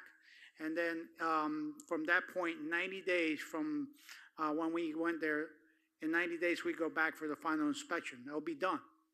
So 90 days, and then they put on the flatbed, and they ship it back to us, and then we go through it over here again. And of course, they won't ship it when we go do the final inspection. They won't just ship it that day, because if we find little things that we want them to fix, everything gets fixed before it leaves that plant. So that way, when we get here, when the truck gets here, there's no surprises. Oh, you missed this, and now they, have to send somebody down here to fix it. No, everything is fixed before we take delivery of it again. So it's really a good process. And like I said, it's the best way to do business and follow best practices. And it's for cost-effective, our city. Right? It's cost Very, effective. yeah, like I mentioned last month, a normal truck in today's prices is about, over $600,000. By refurbishing the truck is going to cost us anywhere from $320 to $350. So we're saving quite a bit of money. And again, following, take leadership from the manager, which is, like best practice is the best thing to do, and be a step ahead of everybody else. So with that said, also next month we go do the final inspection for our fire truck. So our fire truck has been out for a little bit over a year getting refurbished, and the reason it took so long, normally it takes 6 months, but they had delay in getting parts, delay in getting different things for the truck. So that's been but finally it's going to be done. And this new truck will have our city logo on it. So we'll go through it, and we'll do another push-in ceremony, because usually when you rebuild a truck, you can do another push-in ceremony for that. Cool. All right. So that's all I have. And if you have any questions? Any questions? All right. No, sir. Thank you, Chief. Thank you for your leadership. That's the fire chief of the busiest station in the county right there. All right. Okay, up next we have citizens' comments. I see two here. We'll start with Charles Meekins. Charles Meekins, please come up, state your name and address, sir. This is public comment section. Everybody will have 3 minutes to speak, and you cannot share your time. Okay, my name is Charles Meekins, address is 2851 Ravenswood Road. I'm here about the construction project that's at 2849 Ravenswood Road. I am the current owner of 2851. The prior owner occupied the facility for 40 years, who I'm friends with. Although property has always been lower than Ravenswood Road, it was generally equal to the elevation of the adjacent properties on the southwest and the southern adjacent properties, which is now a large warehouse building. It was elevated and subsequently as well as a large open property to the west end of my property, which is a car repo business. And the yard was raised illegally using recycled materials. Those lots are 2295, 2296, and 2300. They're all slanted towards my property. It's pitched my direction when it rains, which causes our property to retain more rainwater without the ability for our property to disperse through or percolate at the rate in which the rainwater is collected. The culmination of this was evident in the excessive rain that we had in April, completely flooding our property, the office building and back warehouse. We had to do extensive interior repairs to both the office building and the warehouse to make the facilities usable again. The reason for the summary and sequence of events is that the fact there is no drainage provided for our property off of Ravenswood Road, and the raising of the property adjacent at 2849 will compound the amount of rainwater which will be retained on our property. Ultimately, what's going to happen is our property will be flooded more than it currently is, which is unacceptable. At times, we cannot access our property for days due to flooding and the risk of damage to our vehicles. That's it. Thank you, sir. How long have you owned your business, you said? I've been there for a year. A year? You're new? Okay. Yeah. All right, thank you, Mr. Meekins. Up next, we have Craig Leonard. Mr. Leonard, if you could please come up, state your name and address. Craig Leonard, 345 Northeast 3rd Ave. Okay. I don't see him, so we'll move on. Any other citizen comments? All right. Yes. Okay, seeing none, we're going to move on to item, I'm going to jump up to item 10.1 first. Eve, can you please read? It's a resolution of the City Commission of the City of Dania Beach, Florida, providing for an amended budget appropriation for fiscal year 2023-2024 in the General Fund and Information Technology Fund, providing for conflicts and an effective date. This is a Finance Department item, and it affects items in the consent agenda, which is why we're hearing it first. Good evening, everyone. Frank DiPaolo, Chief Financial Officer. This is a comprehensive mid-year budget amendment presented to you via the city manager in having discussion with all the department directors, and have identified several initiatives and investments that require funding that was not otherwise contemplated in the adopted budgets. So there's a list provided to you in the agenda item. We have multiple personnel requests for the Recreation Department to assist with special events, athletics, and other recreation functions. We have 2 positions in public services, one for the cemetery to provide for expanded hours and dates of funerals, and one to upgrade a transit coordinator position to full-time to provide more hands-on assistance with the community bus program. We have the LPR system, which was just recently discussed. That's a tremendous investment in the community.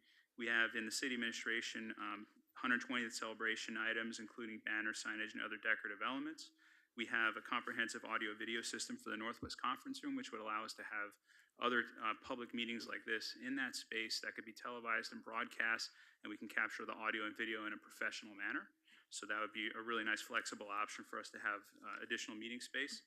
And then finally, we have the commemorative publication book, which you approved earlier a few meetings ago, which we had $20,000 for. We needed an additional $75,000. We said we'd come back with a mid-year budget appropriation, so we have that here as well. We have a total of $434,000 for everything other than the LPR system, and that's going to be covered by higher than expected interest earnings that we're receiving in the general fund this fiscal year. And then the remainder, $600,000, is public safety impact fees, and that's going to go towards the LPR system alone. So we're asking that you approve this item. If you have any questions, I'd be happy to answer them for you. Okay, Commissioner James? Yes, thank you, Frank. The extra monies that we're putting in the budget for the 120th celebration, is this going to include an event?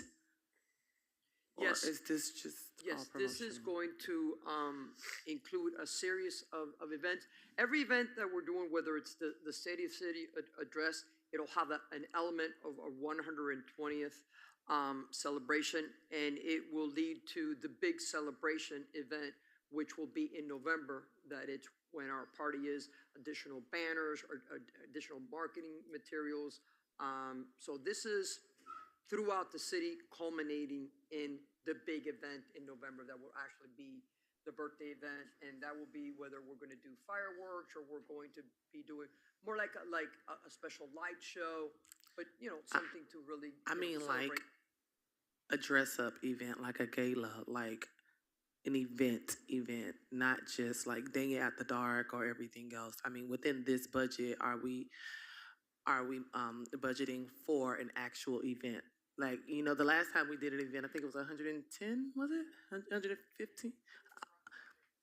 Okay, 110, I mean, like, we had it it was then the Gallery of Amazing Things, and it was a really, really nice black tie event where everyone who's who was there. It was just very, very nice. And so, I mean, this is 120. I would like to have some type of a gala or some type of a dress-up event, as well as all the other things that we all are doing. I mean, we're spending a lot of money to highlight, like we're 120, but I would like to have an event as well that commemorates our birthday.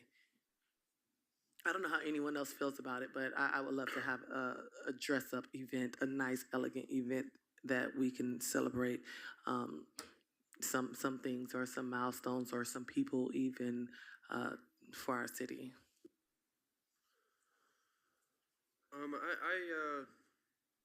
I agree with that. If I thought the 115th gala was very nice. I was there, and The 115th luncheon? no, and then we The did brunch. we did like a black tie event also. No, oh, that It was was a 110. brunch. Wow. Okay. Well, I was at that one too. But yeah, I think something formal would be a good idea. If we could. Would you like us to replace an existing event? Hold on. Vice Mayor? Yeah, so I think part of the problem is we don't know what's planned. So I think if we knew what was planned, it might help us to determine better what we would like. Like I explained earlier, next meeting, we're going to be bringing you a calendar of events, of all the things. But a lot of these things will be like, the ribbon cutting event at the Nyberg Swanson will be tied to event. The ribbon cutting event at the IT Parker will be tied to an event. The Dana After Dark in November will be a big celebratory event.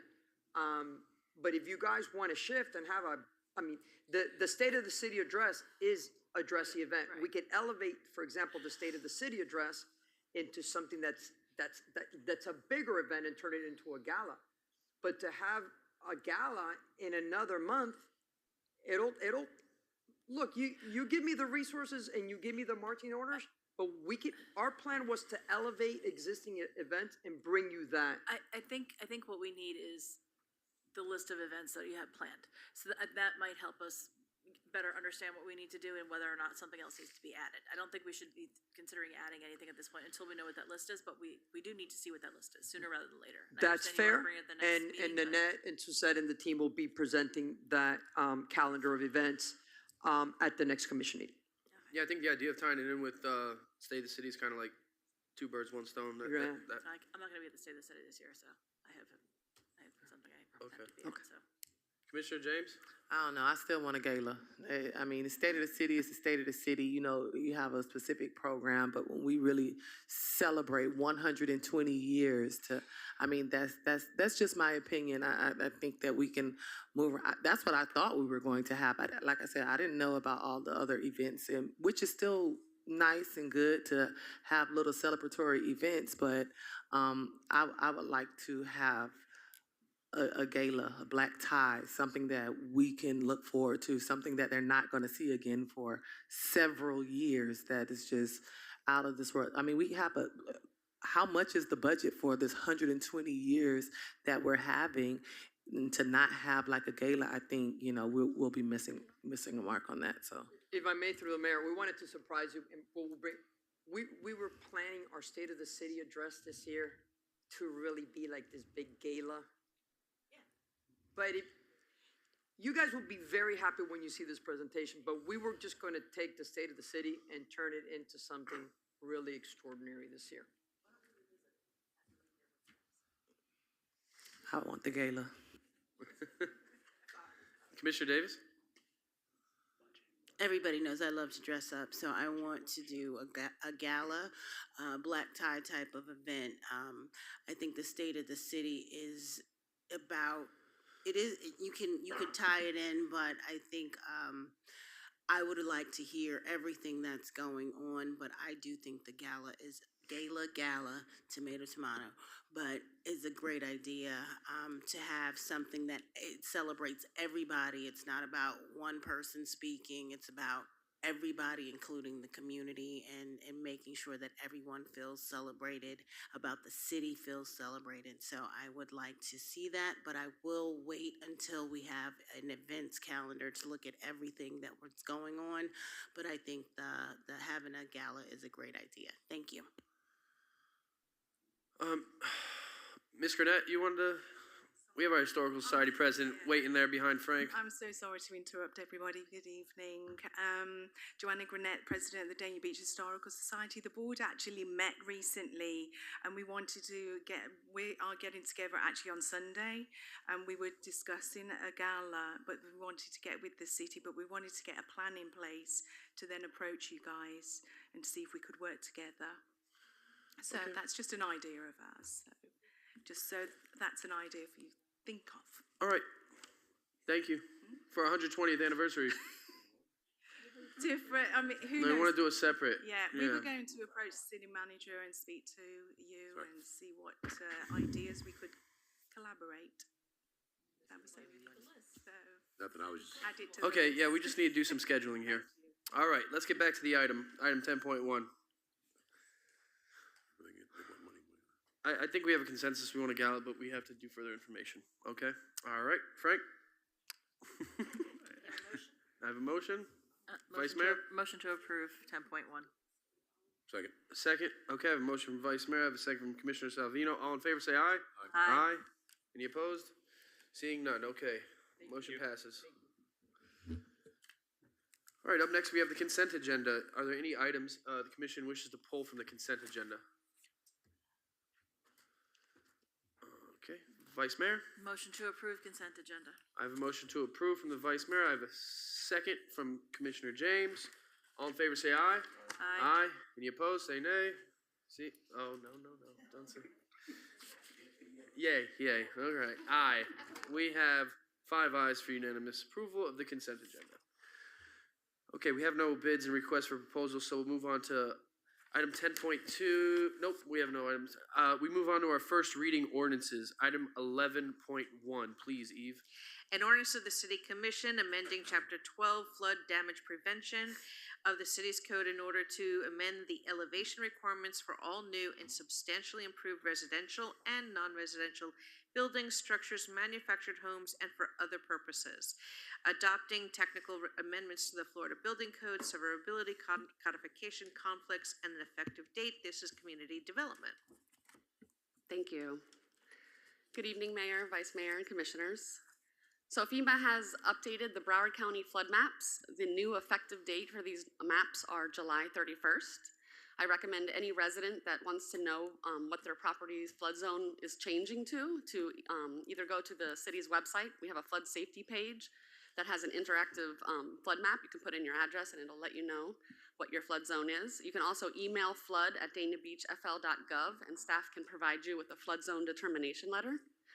But as a condition of the city's eligibility into the National Flood Insurance Program, we're required to update our current flood regulations adopting these new maps. This also gave us an opportunity to clean up some of the language within the regulations. We removed some language called floodways, riverines, and watercourse, as these are not located in the city's jurisdiction. And updates also provided for consistency with the Florida Building Code. Staff is recommending approval of this at first reading, and if you have any questions, I'm here for you. This is a public hearing. Does anybody wish to speak on this item? Discussion, commission? Commissioner James? Make a motion to approve. A motion to approve? Second. Second from Vice Mayor. All in favor say aye. Aye. Motion Thank you. passes. 11.2, please, Eve. An ordinance of the city specifically amending a portion of the City of Dania Beach future land use map as a small-scale amendment, changing the future land use designation on property located between Ravenswood Road and Southwest 22nd Avenue north of Southwest 42nd Street, which consists of approximately a half an acre, changing the current future land use designation from Broward County Commerce category to City Industrial category, and changing the future land use designation from City of Hollywood Recreation and Open Space category to City Parks and Recreation category on property legally described in Exhibit B, which is approximately 2.2 acres, providing for conflict severability and effective date community development. Good evening. Corinne LaJoy, Deputy Director of Community Development. This is a future land use map amendment. And we are amending the city's future land use map for two different locations. The first is the Academy Bus location, which is 3 parcels west of Ravenswood Road. And the second is the FDOT annexation, which is located on the beach. And in January, earlier this year, Broward County Legislative Delegation approved the voluntary annexation that became effective in September of last year, and location of map is on the screen. The FDOT project, as you recall, is the parcel that we annexed from the City of Hollywood. That was completed in April of last year. And so now that these parcels are in our city, we have to designate a City of Dania Beach land use category to those properties. So that's what we're doing this evening. Both amendments are consistent with the city's future land use plan, and the City Commission adopted the future land use amendments. After the adoption, the city will have to submit for recertification to Broward County for the map recertification, but that's standard. They are both so small in area that they're considered small-scale amendments, so it shouldn't be an issue. So the Planning and Zoning Board did hear this item earlier this month, and they recommended approval of the application, and Community Development's recommending approval as well. And I'm available if you have any questions. You're welcome. Thank you. This is a public hearing. Does anybody wish to speak on this item? Sir, please state your name and address. Dave Reich, 4161 Southwest 22nd Avenue, Dania Beach. Greetings. Broward County Bus Transit built a bus depot on Ravenswood Road according to Dania Beach Ordinance Section 110-290. Academy Bus wants to build a bus depot on Ravenswood Road, not according to Dania Beach Ordinance Section 110-290.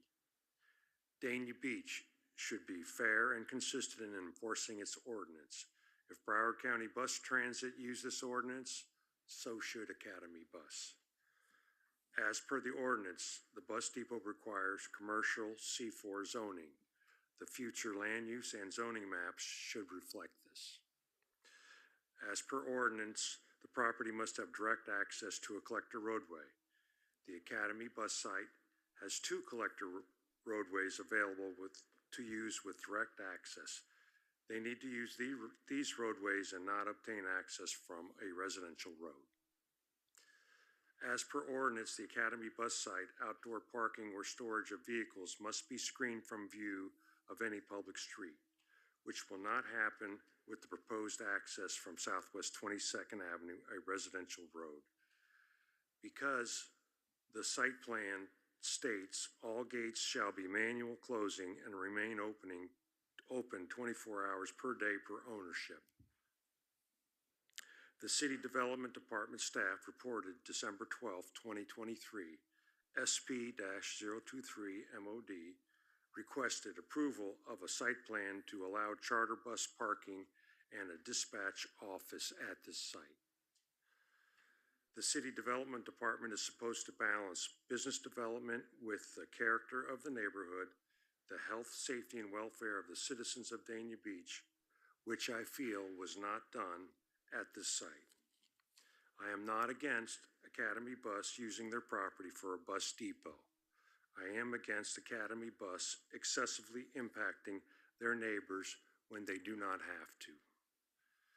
Please take the time to listen, understand, and work with the applicant, the impacted neighbors, and the City Development Department to create a compromise.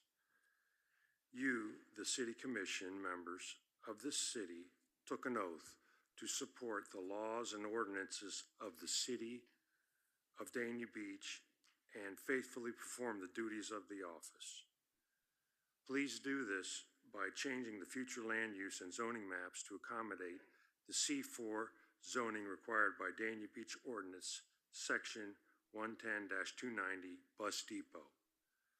I am asking for your help in this matter. Thank you. Thank you, Mr. Wright. Commissioner James? I make a motion to approve. Motion to approve? Wait, I have Oh. did I miss Commissioner the Davis? discussion portion? No, I wanted to address some of the concerns because I wanted to have an understanding from a community development standpoint about the collector road because that's a little fuzzy for me as to why the access point was placed on Southwest 42nd Street as opposed to, Southwest 22nd Avenue as opposed to Southwest 42nd Street, and whether or not there are any possibilities to, instead of having, why is it 24-hour access as opposed to compromising from 7 p.m. to 7 a.m.? Is there any room for compromise? And is there any way that we can look at having access from 7 p.m. to 7 a.m.? Eve? The only problem I have with what you're talking about, that was the site plan that was approved 3 months ago. That has nothing to do with what's happening tonight. Tonight is sort of like your constitution for land use. What is the underlying, what do we want to see the future of this area to be? The area is industrial. Right. And any other designation other than industrial would be a spot zoning on this property. So it is recommended to be consistent with state law to keep it, to make it industrial, because that's what it's surrounding. As far as, there's another item on here, that's the zoning. What is it actually going to be? And that's the recommendation of staff. What you were talking about as to the specific concerns of this gentleman happened at the site plan approval. At the planning zone. At the planning, no, it happened before you all, in December. Now, the applicant is here, and if you want to talk to him just to see if he's willing to give a concession to you, just to help out the neighbor, that's more than welcome to ask him to do that, but that has nothing to do with what is actually being voted on tonight. I understand. I just wanted to get clarification because I did have a subsequent meeting and I did not have that understanding prior to, so I just wanted to get clarification as No worries. to what that was. Totally understood. Okay, thank you, Commissioner Davis. Thank you, Eve, for the clarification. All right, so I have a motion from Commissioner James, Vice Mayor Llewellyn. Second. I have a second. All in favor, say aye. Aye. All right, motion passes. Any nays? Any nays? I thought I heard everybody Unanimous. say aye. I didn't- Okay, motion passes. All right, item 11.3, please.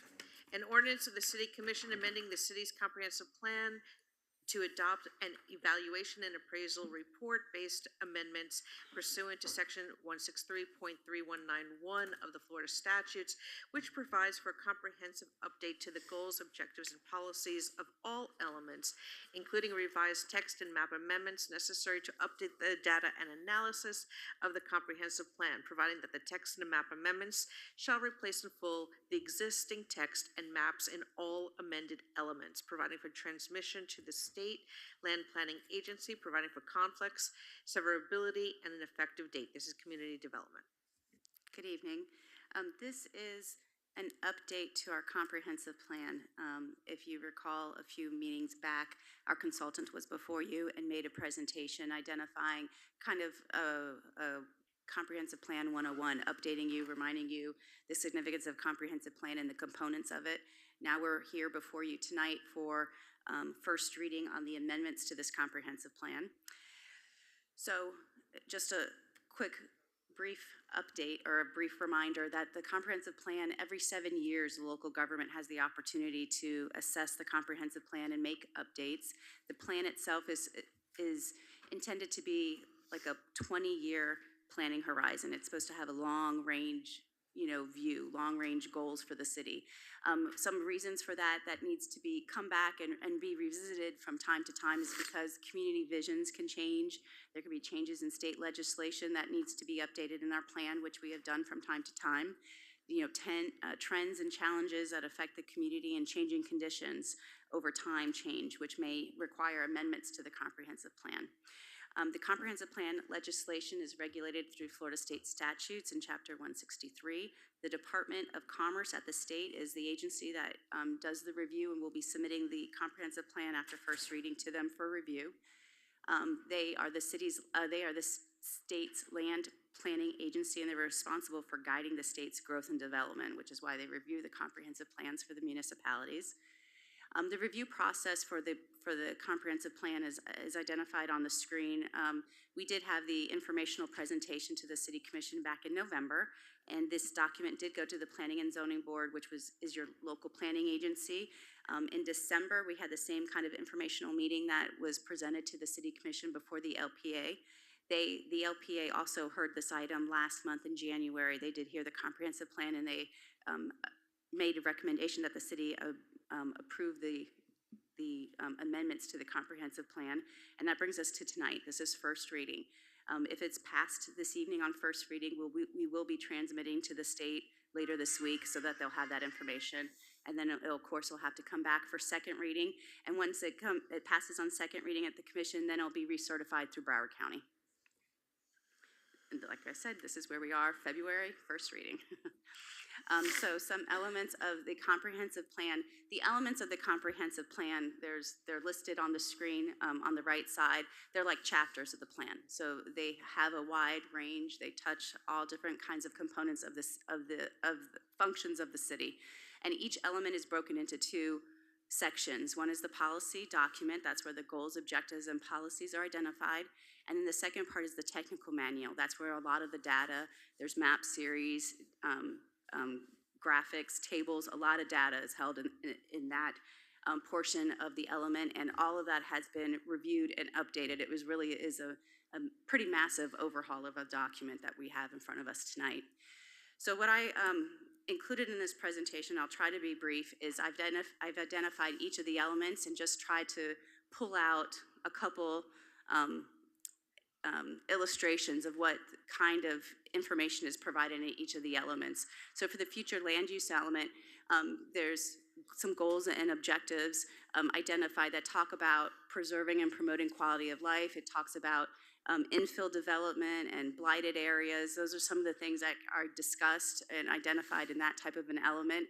We have housing and neighborhood, and here we talk about types and prices, having a variety of housing units available at different price points, different forms of housing. We also talk about community of neighborhoods and neighborhood planning. That's identified in the housing and neighborhood element. There's a transportation element that talks about multimodal transportation, talks about transit-oriented developments. It talks about pedestrian and sidewalks. All these different types of components are discussed here. There's an infrastructure element that talks about promoting resiliency. Resiliency is a theme that wasn't previously, identified in the comp plan. That's something that's more recent, a more modern term. So that's really been threaded throughout the comprehensive plan, significantly in this version. We also talk about the stormwater master plan and the vulnerability assessments that the city is currently going through. Those are identified in this section of the comprehensive plan as well. There's a coastal element that's identified, and here we talk about coordinating infrastructure and emergency management. We talk about, again, the vulnerability and stormwater master plan because it really does affect different areas of the city. There's a conservation element, and here we talk about green building standards, and you can see how this starts to integrate with some of our land development regulations as well. So this is really the overall policy guide that starts, getting implemented through different areas of the city. There's a park and recreation element, and here we talk about sustainable recreation and open space systems. We talk about multifunctional, parks systems. There's an intergovernmental coordination element, and it talks about, again, resiliency is talked about here, and increasing regional resiliency. There's a lot of coordination that talks about with our local governments, that are adjacent governments, with our county. There's a lot of that intergovernmental coordination identified here. Capital improvements element talks about maintaining facilities, public facilities in good condition. It talks about the financing of these facilities. It talks about level of service standards in this, maintaining all of our infrastructure at level of services. We have a public school element that talks about coordination with Broward County public schools. That's something that's ongoing as well. There's a private property rights element. This is something that was new based on state statute that we added about a year ago because it was required, but it's now part of our comprehensive plan, so that was adopted recently. So that kind of is a very, very brief overview of our elements. I'm sure you have a copy of it in front of you if you want to read it further. And again, this is where we are in the process. We are at first reading. We will be transmitting it to the state if it's approved this evening, but it will be coming back to you for second reading after we get back from the state. And I'm available if you have any questions. Our consultant from Chinmore is available, as well as Aaron Daly, who really did help get a lot of that resiliency language that we needed updated into the comprehensive plan. So they're available as well if you have any questions. Thanks, Corinne. You're I know you guys have been welcome. working very hard on that. Thank you, Chen Moore and Aaron Daly as well. This is a public hearing. Does anybody wish to speak on this item? All right, seeing none. Vice Mayor Llewellyn. Motion to approve. All right, I have a motion to approve. Commissioner James. Second. I have a second. All in favor say aye. Aye. Any opposed? Say nay. Seeing none. Motion passes. Thank you. All right, let's move on. Where are we at, Eve? 11.5? 10.4. 10.4, please. 11.4. 11.4, excuse me. An ordinance of the City Commission amending Chapter 28 of the Land Development Regulations, creating Article 206 Green Building Design Standards, and creating Sections 20610 through 20690, implementing the Green Building Standards, providing for conflict, severability, and effective date, community development. Good evening. I'm Corinne LaJoy again. These is a text amendment before you to amend our land development regulations to introduce green building regulations. The request is to establish the green building regulations requirements for all new development in the city. In September of last year, the Commission approved on first reading the elimination of incentives. One of those incentives was green building practices. So with that elimination, there was concern amongst the commission that we're losing the opportunity to get some green buildings. So they asked us to go back and look at a regulation. So this is what we have in front of us. There is a list in this ordinance. There's a list of 43 green practices that are being recommended. We worked with a consultant to come up with this list. The amendment recognizes that there's different sizes of developments that may need a different number of the green design incentives to be implemented into their project. And so the ordinance also identifies that breakdown. We've identified it based on the size of the project. So for single family and duplex, the ordinance currently identifies that those types of new development would have to provide or incorporate 5 of these practices into the project, into a new project. So they get their choice. Out of these 43, they get to pick any 5 that they like. For a small scale site plan, the same thing. Small scales are generally projects that are less than an acre in size. But for the larger scale projects that are more than an acre in size, we're asking that they meet 10 out of the 43 initiatives. And same for city projects, that they identify 10 of these initiatives and incorporate it into their projects. So I took this is not all of the 43, obviously, but some of the examples of what those initiatives are would be high reflective roofs, vegetative roofs, Energy Star appliances, low flow shower heads. So each project can identify which of these initiatives would work best for their individual projects. And as long as they meet the numbers identified in the code, then they would be compliant with the regulations. This amendment was presented to the Green Advisory Board, who supports the text amendment. We also brought this to the Planning and Zoning Board. They recommended approval to the commission as well, and staff's recommending approval. And I'm available if you have any questions. Thanks again. You're This is a welcome. public hearing. Does anybody wish to speak on this item? All right, seeing none. Commissioner James? Make a motion to approve. All right, motion to approve. Commissioner Davis? Second. Second. She beat you. All right, all in favor say aye. Aye. Any opposed? Say nay. Oh, no, I know. I understand. All right, motion passes unanimously. Yes. No, it's happened to me before. Okay. All right, Eve, 11.5, please. 11.5, the zoning ordinance that goes with 11.2, which was the comp plan amendment. It's an ordinance of the City Commission approving the request made by Fran Mar Properties of South Florida LLC for the property located at 2171-8191 Southwest 42nd Street.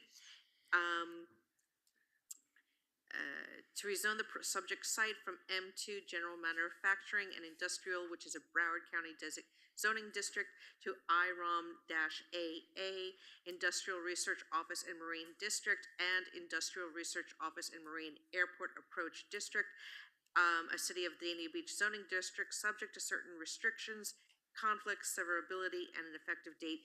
This is community development. Good evening, board member. I'm sorry, Mayor, Vice Mayor, Commissioners. Viviana Batista, Planning and Zoning Manager, and I'm here to present today the rezoning for Academy Boss for the property located at 2171, 2181, and 2191 Southwest 42nd Street. As previously mentioned, on the background of the property, the existing zoning district, it's a Broward County designation, M2, for General Manufacturing and Industrial District, and the proposed rezoning is for Industrial Research Office Marine Airport Approach District, IROM-AA, within the City of Dania Beach zoning designation. The current, as of tonight, existing land use designation is transportation from Broward County, but previously heard, the proposed use designation is for industrial within the City of Dania Beach land use designations. The property doesn't have any violations, and it's a site acreage of 0.78.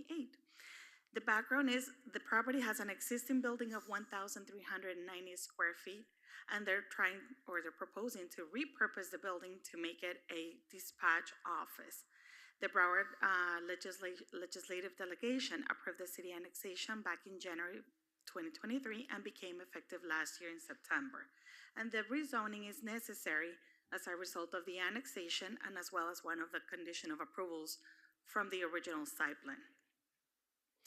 The rezoning is to propose the portion of the Academy Boss General Manufacturing Industrial District from Broward County designation to the city's zoning district designation.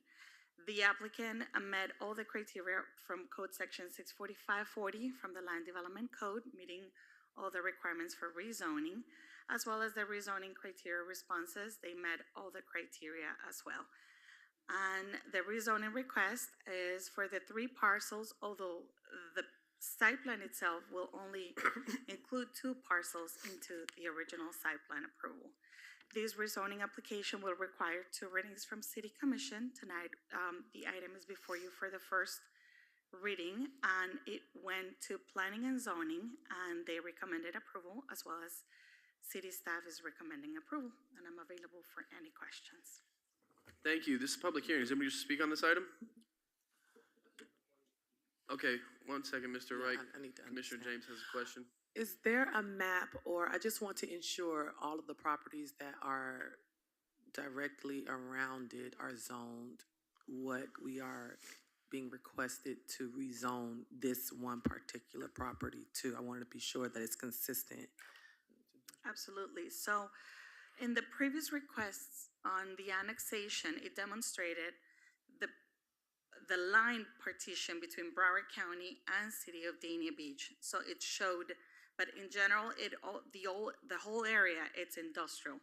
So what they are requesting today, it's matching, number 1, the land use designation, and number 2, the zoning district request. So this is the only property that's zoned differently in that area? Well, because they requested the annexation. So it was designated as Broward County Industrial District, and now they're requesting after the annexation, they're requesting the industrial to meet the city standards. Okay, thank you. Thank you. Public hearing, sir? Name and address again, please, Mr. Reich. Dave Reich, 4161 Southwest 22nd Avenue. On the site plan, my property across the street from this is zoned currently as residential. So what this lady just said, she misled you. I have residentially zoned property currently in that area. Academy Bus wants to build a bus depot. That's what they want to build. That's their name. Dania Beach Ordinance Section 110-290 is titled Bus Depot, requires C4 zoning. The City Development Department wants to call this an office and outside storage, even though the outside storage is large buses. If it looks like a duck, quacks like a duck, swims like a duck, and you call it a chicken, it's still a duck. This is a bus depot, needs to be C4 zoning. I believe the City Commission should do their duty and enforce the bus depot ordinance by zoning it C4 as required, just like you guys enforced Broward County to build their bus depot on the same road, Ravenswood Road. You guys should do your duty or postpone it or make it work. You're ruining the neighborhood, and they can still have their bus depot. They can just follow the rules and access it from a collector road, and it's okay. But compromise before any dirt gets built, moved. Please do your job. I'm looking for some help. Thank you. Thank you, Mr. Reich. I already said it. Okay, next, sir, please state your name and address. Good evening. For the record, my name is Lake Kerr, planning consultant here on behalf of Academy Bus. My address is 808 East Los Olas in Fort Lauderdale.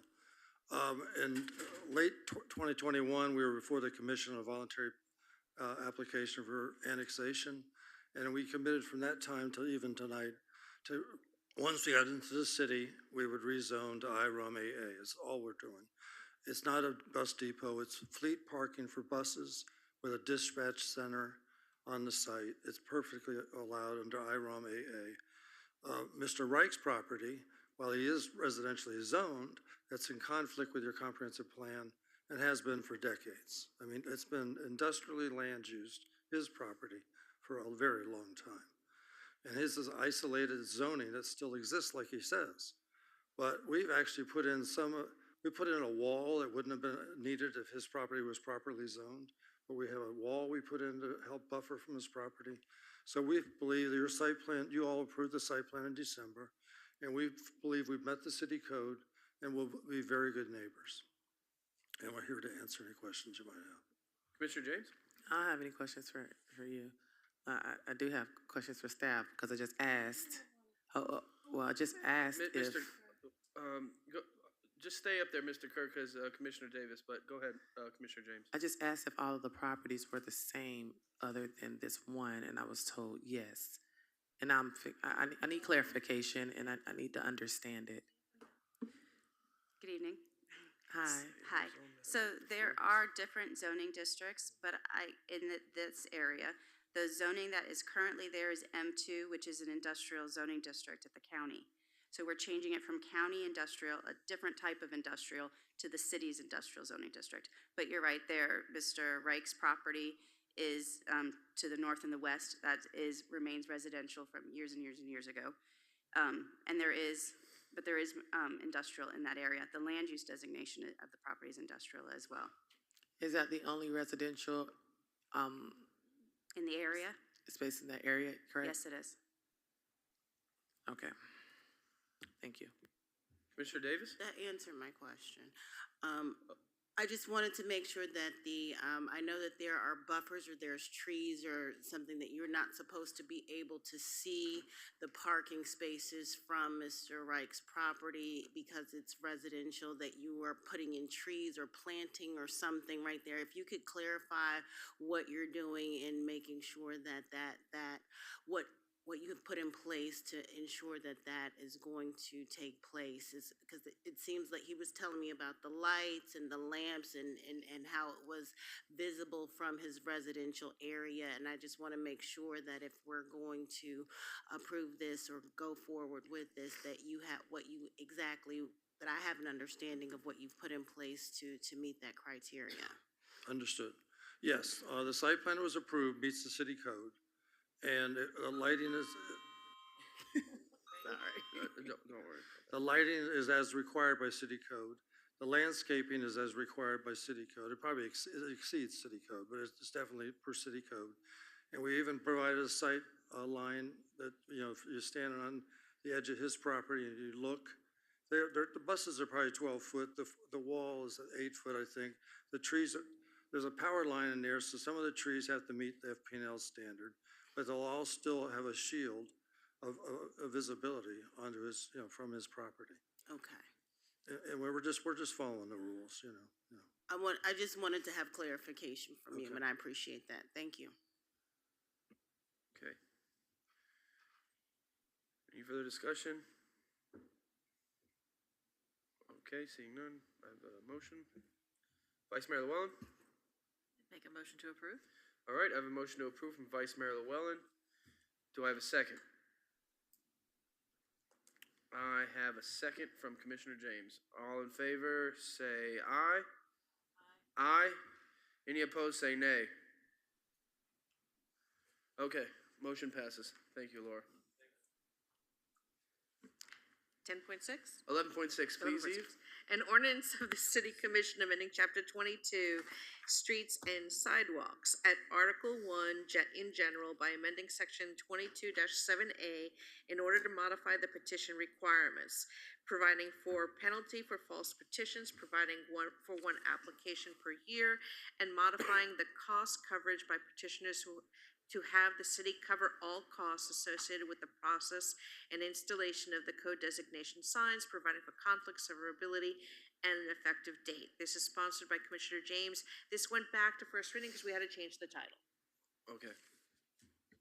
Commissioner James, is your item? You ready for me to make a motion? Because that's all I have for it. When I reviewed it, there was just a couple things that we went over that I didn't know that we were gonna have in the motion. I mean, in the item. Okay. I wouldn't want to restrict it to one application per Okay. year.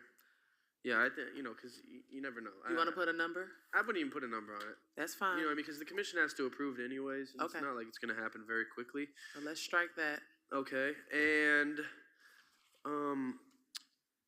I just wanted to clarify for the actual street signs.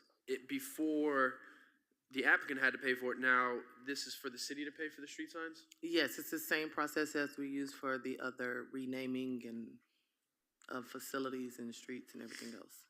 Okay. Okay. Yeah, I'm not sure how I feel about that. It just depends. Like it's an open-ended number. Like for a park, you know that you're just gonna have 2 or 3 signs at the park or a facility. Where a street, if it's a major street, it could really stretch on. Well, the park mayor that we just left the unveiling for, the cost and installation of such a large sign versus smaller street signs is significantly, I would think differently, but I wasn't a part of the purchasing, but we could ask. I would say we probably spent way more for the park signs than we would spend for street signage. City manager, is that someone that could tell me who purchased it? I think Vice Mayor Llewellyn, we have that clarification information, and yes, you're absolutely right. Those street signs will be certainly less costly because of their size. You have it all? Oh, yes, you do, All right. Vice Mayor, let's hear it. So, the park signs are custom-made signs. That's a different thing than a street sign. A street sign, is only about $60 per sign. And I also got some clarification as far as the mailers, because the number 20,000 was thrown out the last time. That was not even close to that.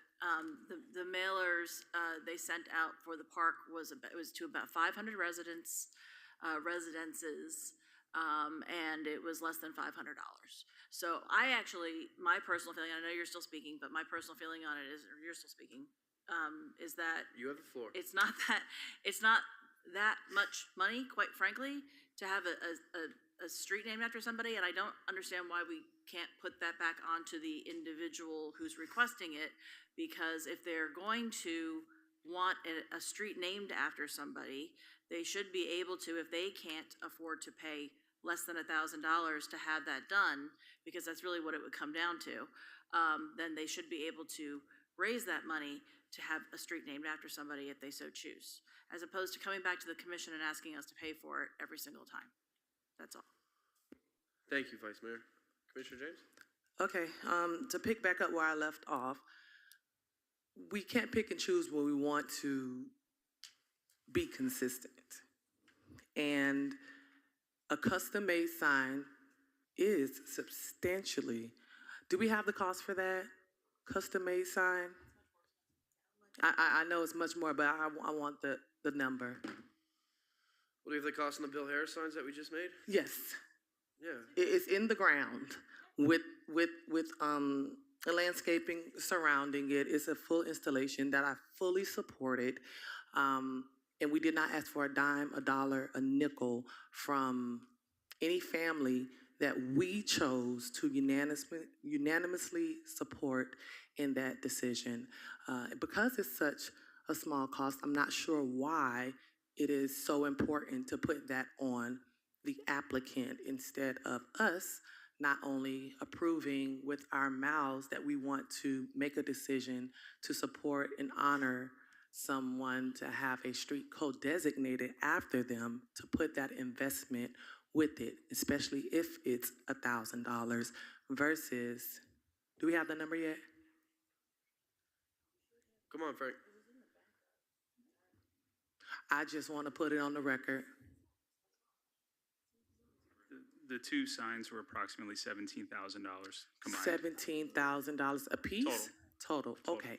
So $17,000 at the, it's okay. I understand it. I know it's a city facility. I know it's a city facility. I want us to be consistent. It's all in the same renaming, amending, co-designation, and everyone up here speaks about consistency when it works for them, but I need us to do it citywide.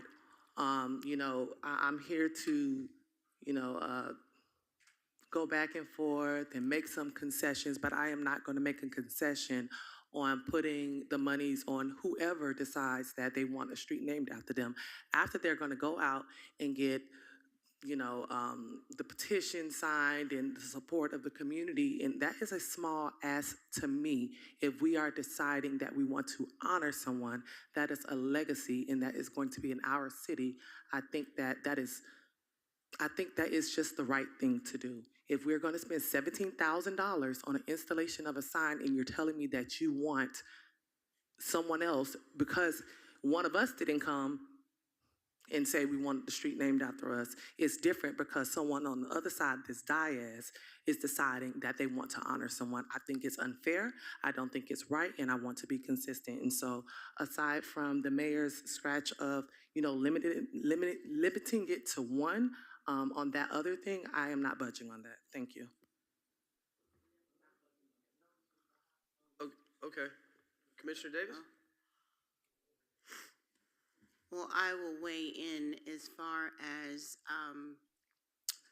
the consistency concern. I think that if it's case by case, and every family, every person, whoever wants to have something renamed after them has to come before this commission, and they have to get it approved, if unanimously approved or by the majority, then at that time, if they have, and then we have people come up here,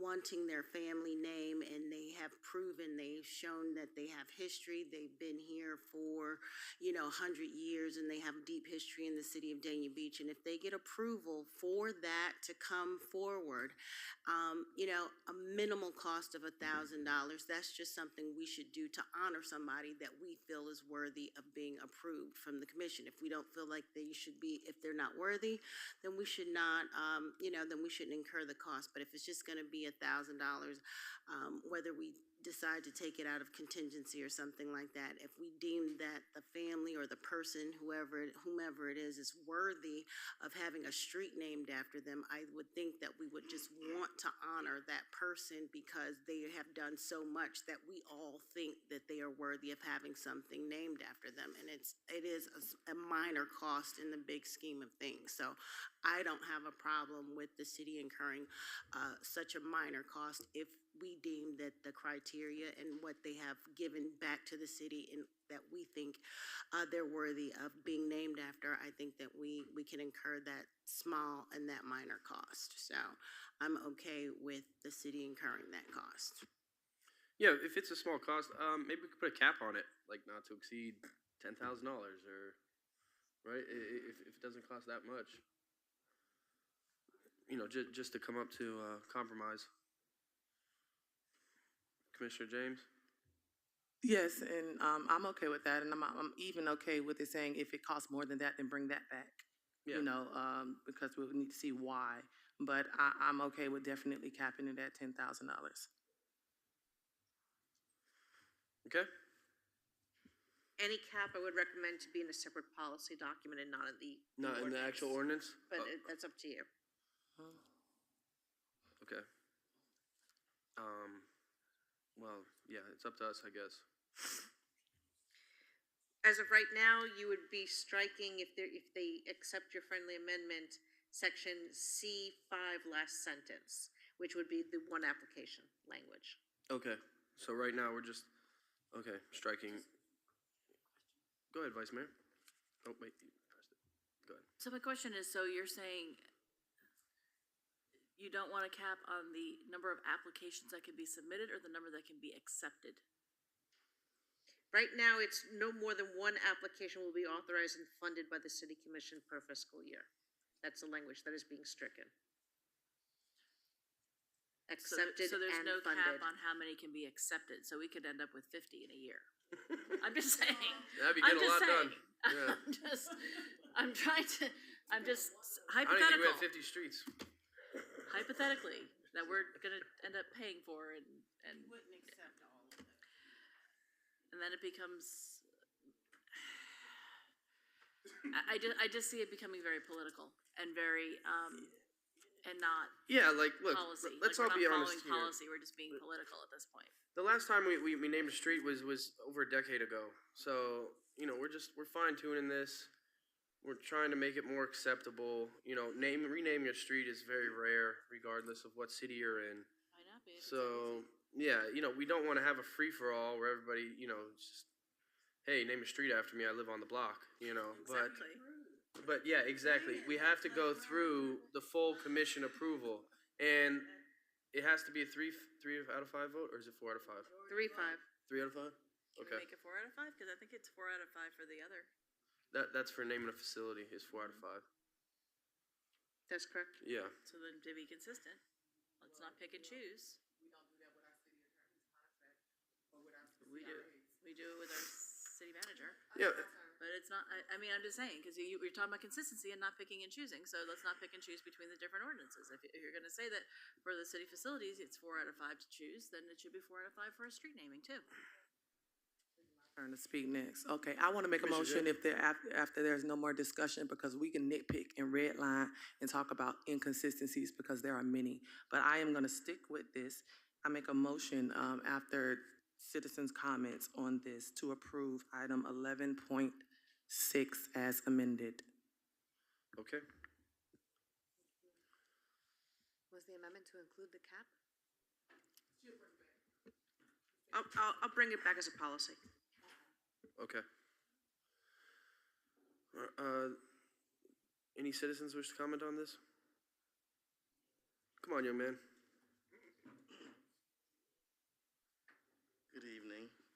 Please state your name and address. Oh, I'm so sorry. My name is Ed Red Darling. I was a resident here in Janyon Beach for 40 years, I want to say. One of the applicants is my brother. He just passed away a couple years ago. I want to say that he was a prominent businessman in the city. I also want to tell a quick story that he and I came to the city I can't remember the year, but it was at least 2 years that the city didn't have any money allocated for Martin Luther King. My brother funded Martin Luther King Day.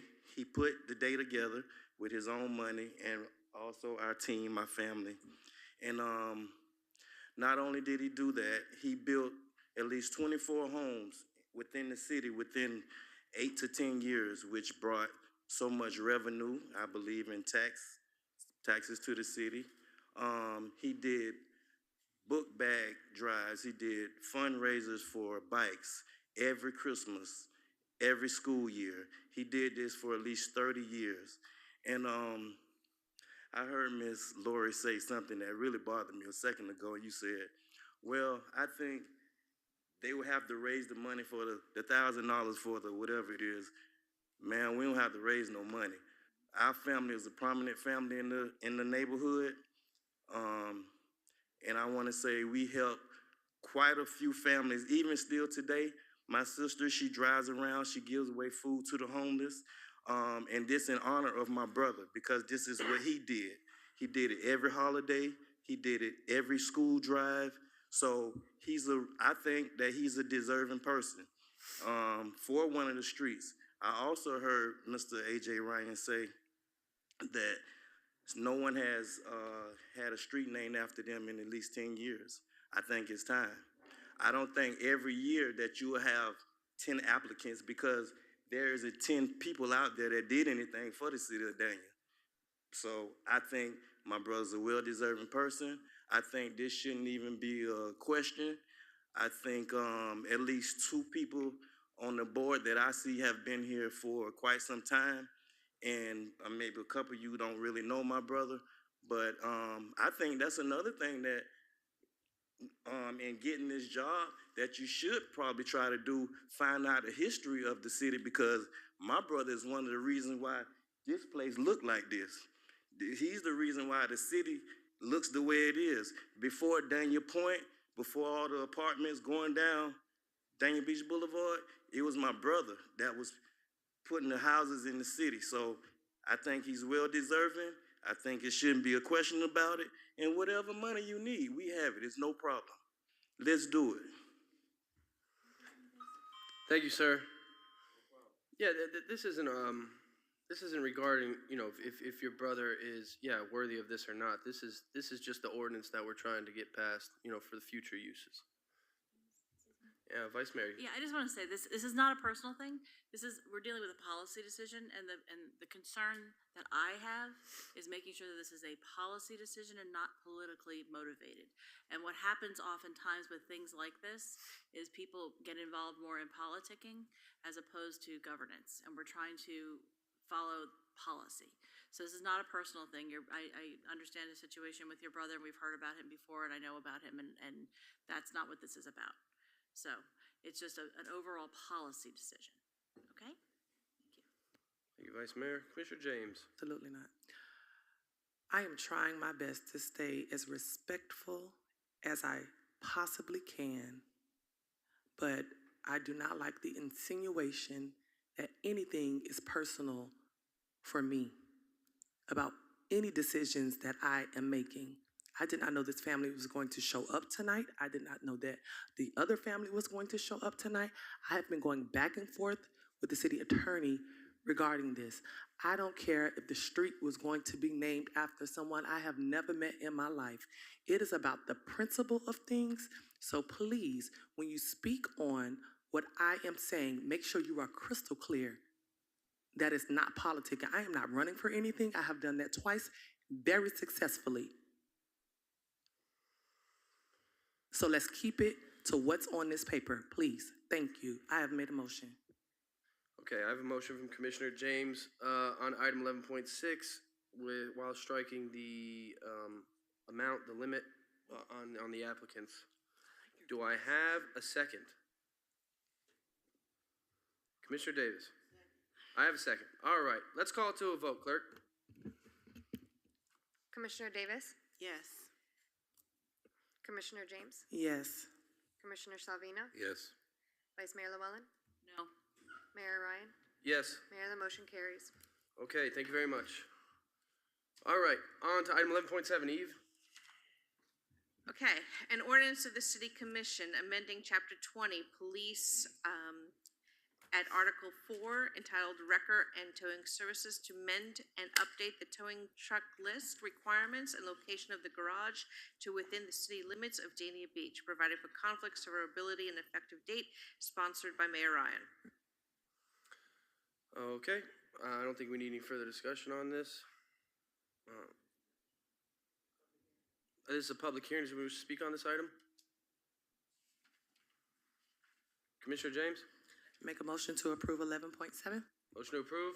Vice Mayor Llewellyn? I just have a question. Is this is the one that is not retroactive, correct? It's going forward. No retroactive, can't be retroactive. Okay, thank you. Then I'll second it. Okay, I have a motion, I have a second. All in favor say aye. Aye. Aye. Any opposed say nay. Hearing none, motion passes unanimously. Thank you very much. We don't have any second readings tonight, so we're gonna go on to discussion and possible action. Item 13.1, Eve, this is my item. A resolution of the City Commission authorizing the proper city officials to execute an agreement between the City of Dania Beach and TPS 9 LLC for the transfer of title of the historic structure, the A.C. Frost Home, located at 158 North Federal Highway in Dania Beach, to move same with the cost for moving the structure to be incurred out of the city's general fund contingency, providing for conflicts and an effective date, sponsored by Mayor Ryan. All right, thank you very much. Yes, this is my item, and this is a house that was created by Mr. Frost, MC Frost, who's one of the founders. AC's the son, I think, yeah. No, AC's the first Frost, okay. AC, MC's the son. Okay, this is the AC Frost house, made in 1913. It has very important significance in our city.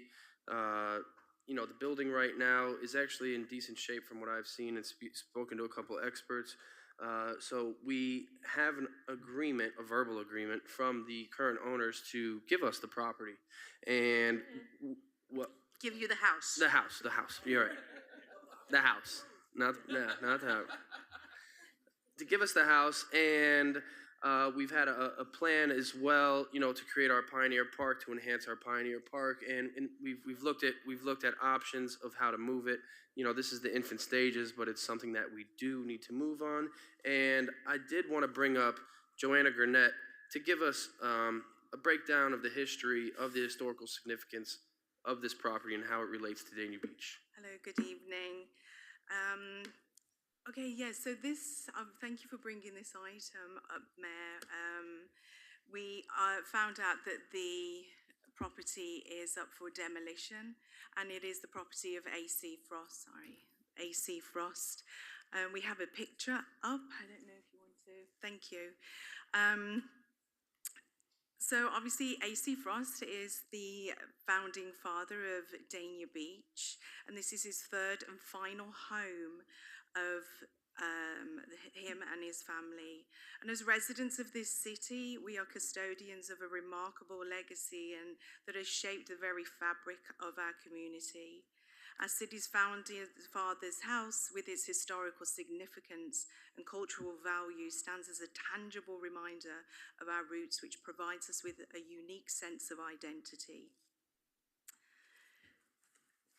Exactly, yeah, that's the original house. The house itself was built in 1913, is one of the few remaining early 20th century dwellings in Broward County.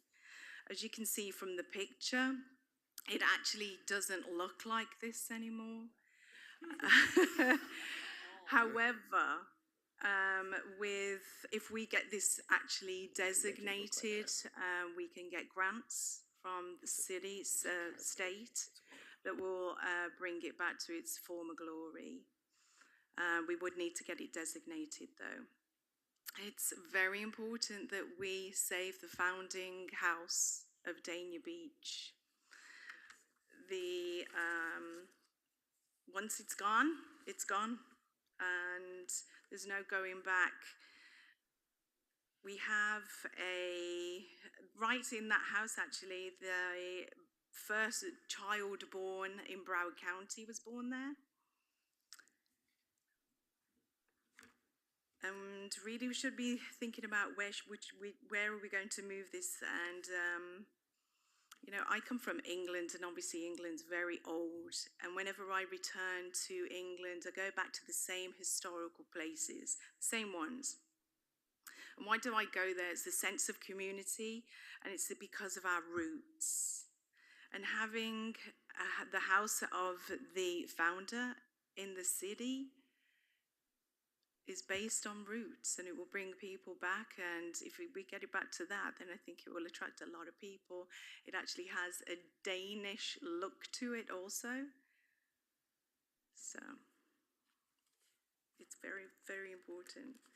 And we hear on social media all the time that residents are crying about the pulling down of historical buildings. I know that I'm not pulling any particular place, but if a building that's newly built on Dania Beach Boulevard is torn down next 10 years, I don't think anybody would say anything. The place on Dania Beach Boulevard was built on the place of the hotel. If the place called the place, was torn down and something else built in 10, 20 years, no one would say anything, I don't think.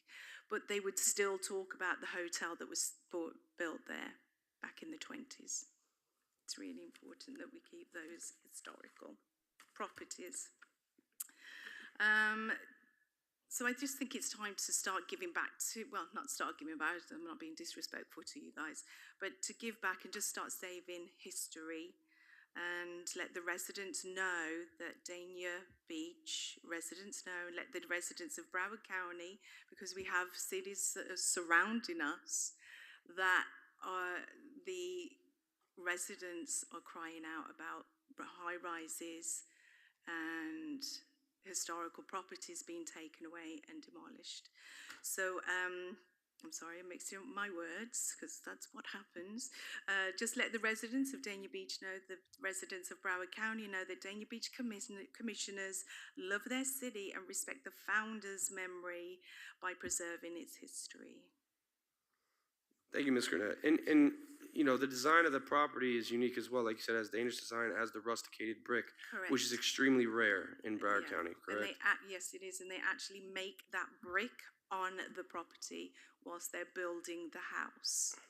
Okay. And it has Dade County pine inside the house, I believe. I've not been inside. And as we know, Dade County pine was actually wiped out in the early 1920s. Impenetrable. Safe from termites. Absolutely. Commissioner James? Yes, Dade County, yes, Dade County pine can't be eaten by termites. Correct. Yeah. with restoration, what's gonna be the cost to the city to either move it, or is there any cost to the city? Are we asking for a financial You want me to- I'll touch it. contribution You want with me to touch this item? Yeah, we've gotten quotes from what I've heard. These are only verbal quotes, correct? Yeah, verbal so far, we're looking somewhere between 200 and 250,000 to move it. But that's To move it. Yeah. to move it, and then we would look into, we would need to get guidance whether you want to restore it to its original form, so which would be historic restoration, Which would which be would be kind of similar to expensive? probably in the range of $1 million. And also, to Okay. move it, you need to have a slab to put it on, because you need a foundation to put it on. So we'd need to pay for the cost of the foundation. Okay, and are we is the plan to temporarily move it and have to be moved again? Or is it going, because we're talking about saving it now from demolition and we're gonna have to house it somewhere, but what if that's not the campus? We have to pay another, I would never recommend to move it more than once. I was telling the mayor about my experience moving the old Cobra from the Serpentarium to my high school. I know And that's just- my concern as well, but okay, so if we are going to support this, we're supporting potentially $1.5–2 million venture at least. Yes, If you want to do historic restoration. thank you. Can I just say something? In Pompano, the city CRA moved the historic McNabb House to the McNabb Park, and the city recognized that this historic property meant something to the city. The McNabbs were farmers and property builders of the city. They were not the founders of Pompano. This is the founder's house. Once it's gone, it's gone. And also, can I just say that since then, 3 years ago, since the move-in, they have been awarded $1.5 million and also awards for the restoration. Thank you. Commissioner Salvino? Thank you, Mayor. There's a lot of mixed emotions on that. And I'm just going to tell you both ends of how I feel. I understand you want to save a house, and I remember that place vividly as a young man because it was a doctor's office back in 1970 something. I do know the inside has been altered completely, which is not original at all. I don't know if you've been inside of it or not and looked at it, but I mean, I understand it. Also, It still has the original floors in it. It does. Do what? It has the original flooring, yeah. Well, And it has the I'm not saying it fireplace. doesn't have flooring, but it has different walls. Well, I'm just saying, Can I went finish in there. speaking? Can I finish speaking? I mean, it's my okay, turn. Okay. And then you I'm can- just then- helping you out with the information. Well, then you go ahead and speak. Has original Dade County pine floors, and it has the original bathroom in it as well, with the like the black and white tile way back when, and it has the original fireplace as well. You know, if anything's been altered more, it's the exterior that was altered more from what you can tell in that picture that Ms. Gurnett provided. So go ahead. Okay, my turn now? Thank you. Now you're off. And then the roof has been changed, the tiles have been changed. I mean, listen, I'm not trying to oppose the project. What I'm trying to say is we've already got over $1 million going into one historical house. We're going to have residents screaming at us for spending money on flooding problems and the other infrastructure that if we take and put and diversify our budget a different way to spend over $1 million or $1.5 million to move this and renovate it.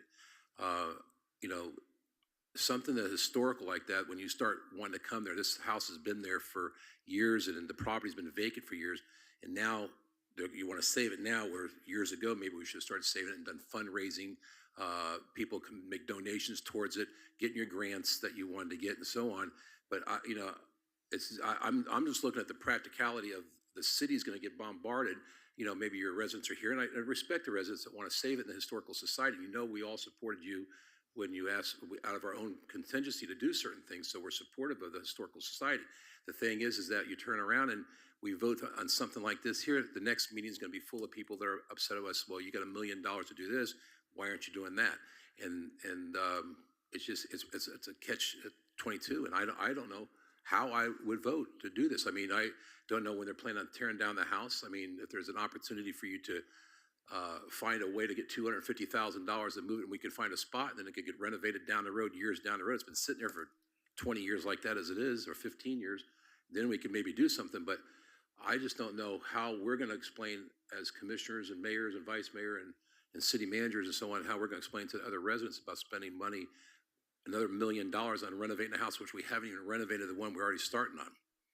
So I mean, we're pushing the historical part of it, which is great, but I mean, it's back again. It's about finances, and I don't know where we're going to find another $1 million or to do this at this time with our budget. I mean, that's just my opinion. I mean, if you guys can figure it out in a better way, I'm all for doing whatever you guys want to do as a group, as a team. I'm just telling you how I see outside the box a little bit. And I can understand that. I mean, you're looking at it as a normal house, and you just described it as a normal house. As a what? As a normal house, a normal residence, but it's the founder's house. Well, there's a lot of houses in Dania Beach that are over 100 years old. Yes, Don't, and this. Don't worry, Ms. Grenett. Okay, well, you know, I know you're gonna fight to death for it, and I'm only I explain my end of it, so whatever the commission decides is okay, you know, I'm in favor of whatever our group wants to go with. Vice Mayor? So, a couple of things. How much do we have put aside for the Nyberg Swanson and the Women's Club? Is it like 2 million or 1.5 million? It's approximately excuse me, it's approximately 1.5 million. And my concern is always, and I'm very transparent about this, you know, we have our CW Thomas Park, we have our IT Parker, we have the Nyberg Swanson, we have the Women's House. There's we also always, have Southeast Drainage Project. We have a number of other projects that we talked about tonight. There's a bunch of things that are going on that are very expensive. I just want to also make you aware that there's cost overruns, there's change orders. I just want to be very transparent, because I don't have to tell you the amount of things that this commission and this administration is funding. They're of historical proportion. Yeah. But like Robert Frost says, we have miles to go before we sleep. So I just wanted to know how much. So it's like $1.5 million for those two properties. That's what I said. And we still have not, we haven't finished Nyberg Swanson, and we wanted to get that done this year before the 120th, correct? That's correct. We also haven't really done much with Women's Club at this point, correct? The Women's Club will be done as soon as the Nyberg Swanson is complete. That's traditionally been a building that I'm just gonna say, I feel has been neglected over the years, and it keeps getting pushed back and keeps getting pushed back. And so if we were to take this on, I feel like it's going to get pushed back yet again, even though we budgeted money for it, and we don't have money budgeted for this. Well, I just want to say there's an order to the projects that we have going. We're not pushing back CW Thomas. We're not pushing back the Nyberg Swanson. We're not pushing back IT Parker. There's an order of these things. Right.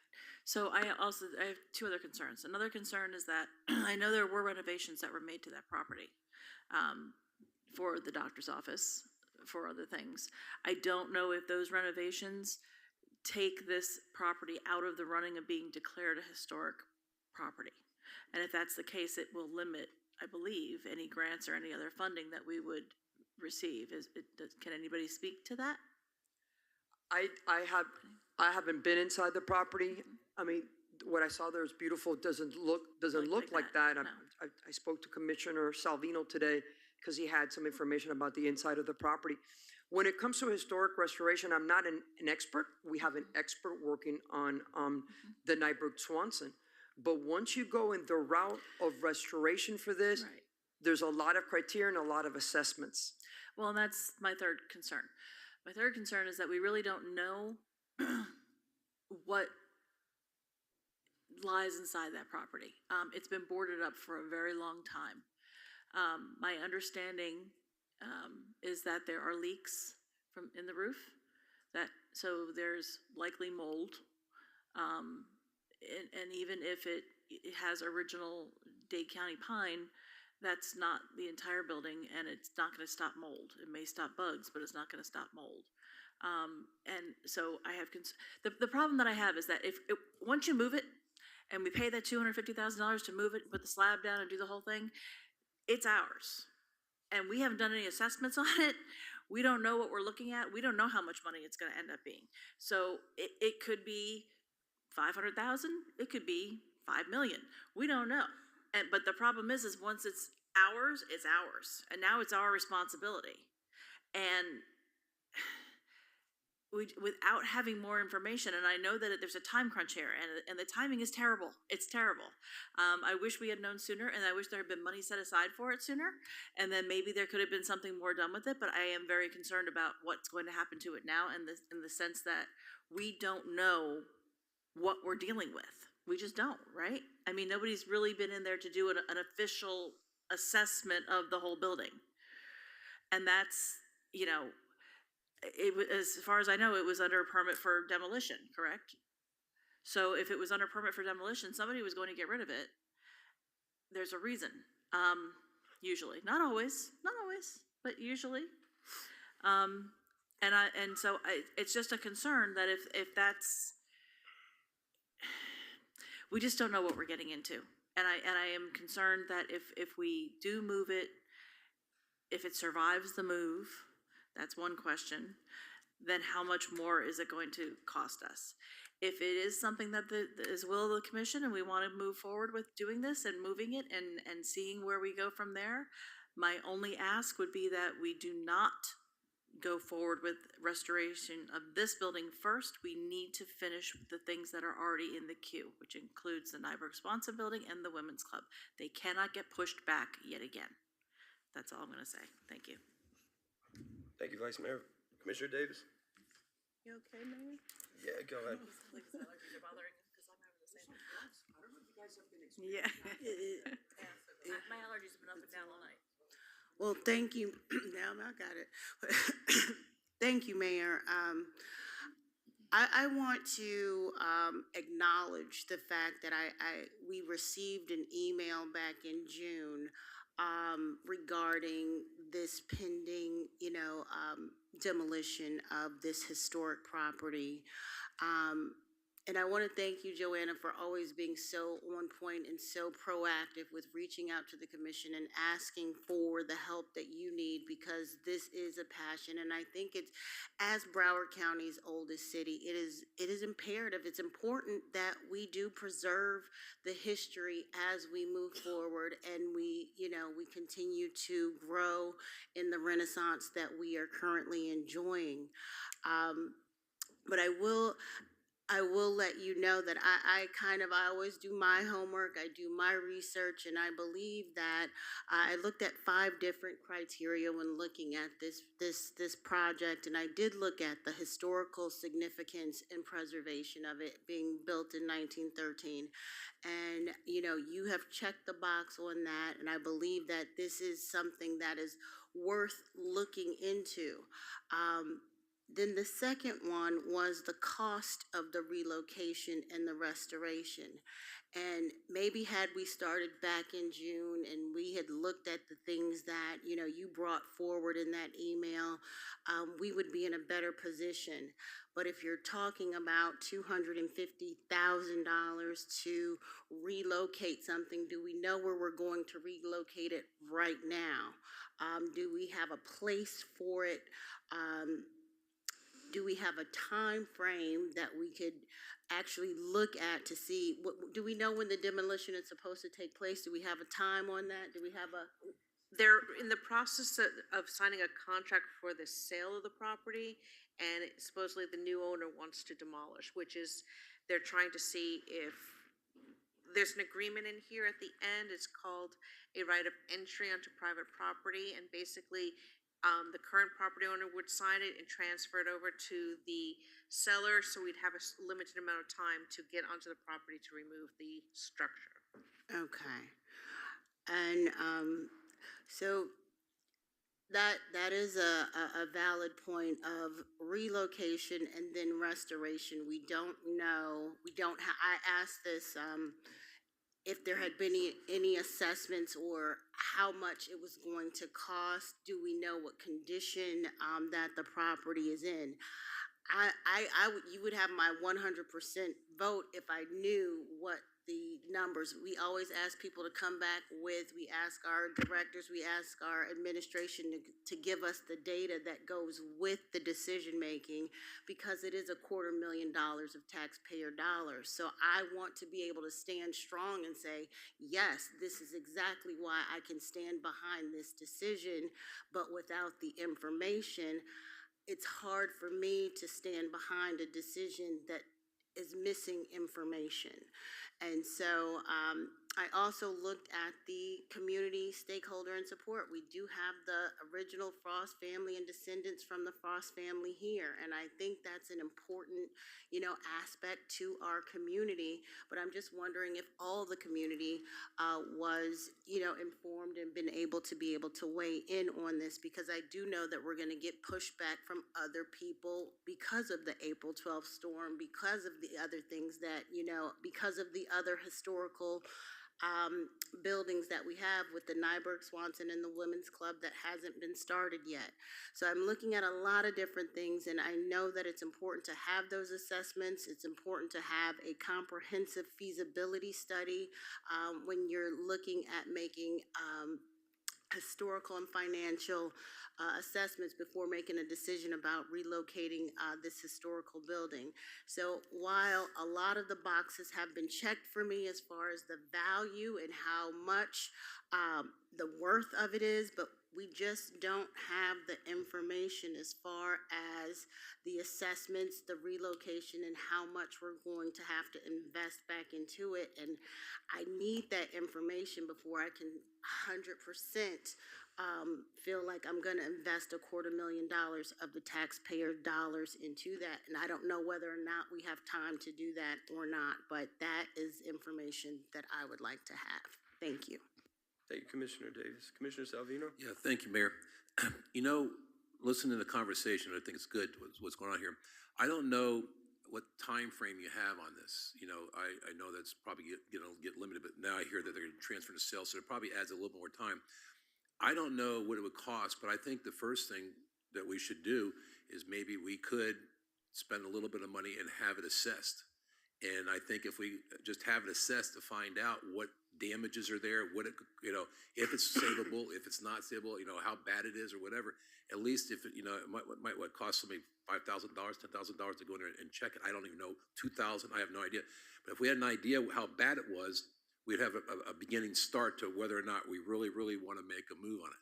Secondly, if we decided that it is something that we had to do and you really wanted to save the house, and I know Vice Mayor Llewellyn talked about, you know, let's get started on things.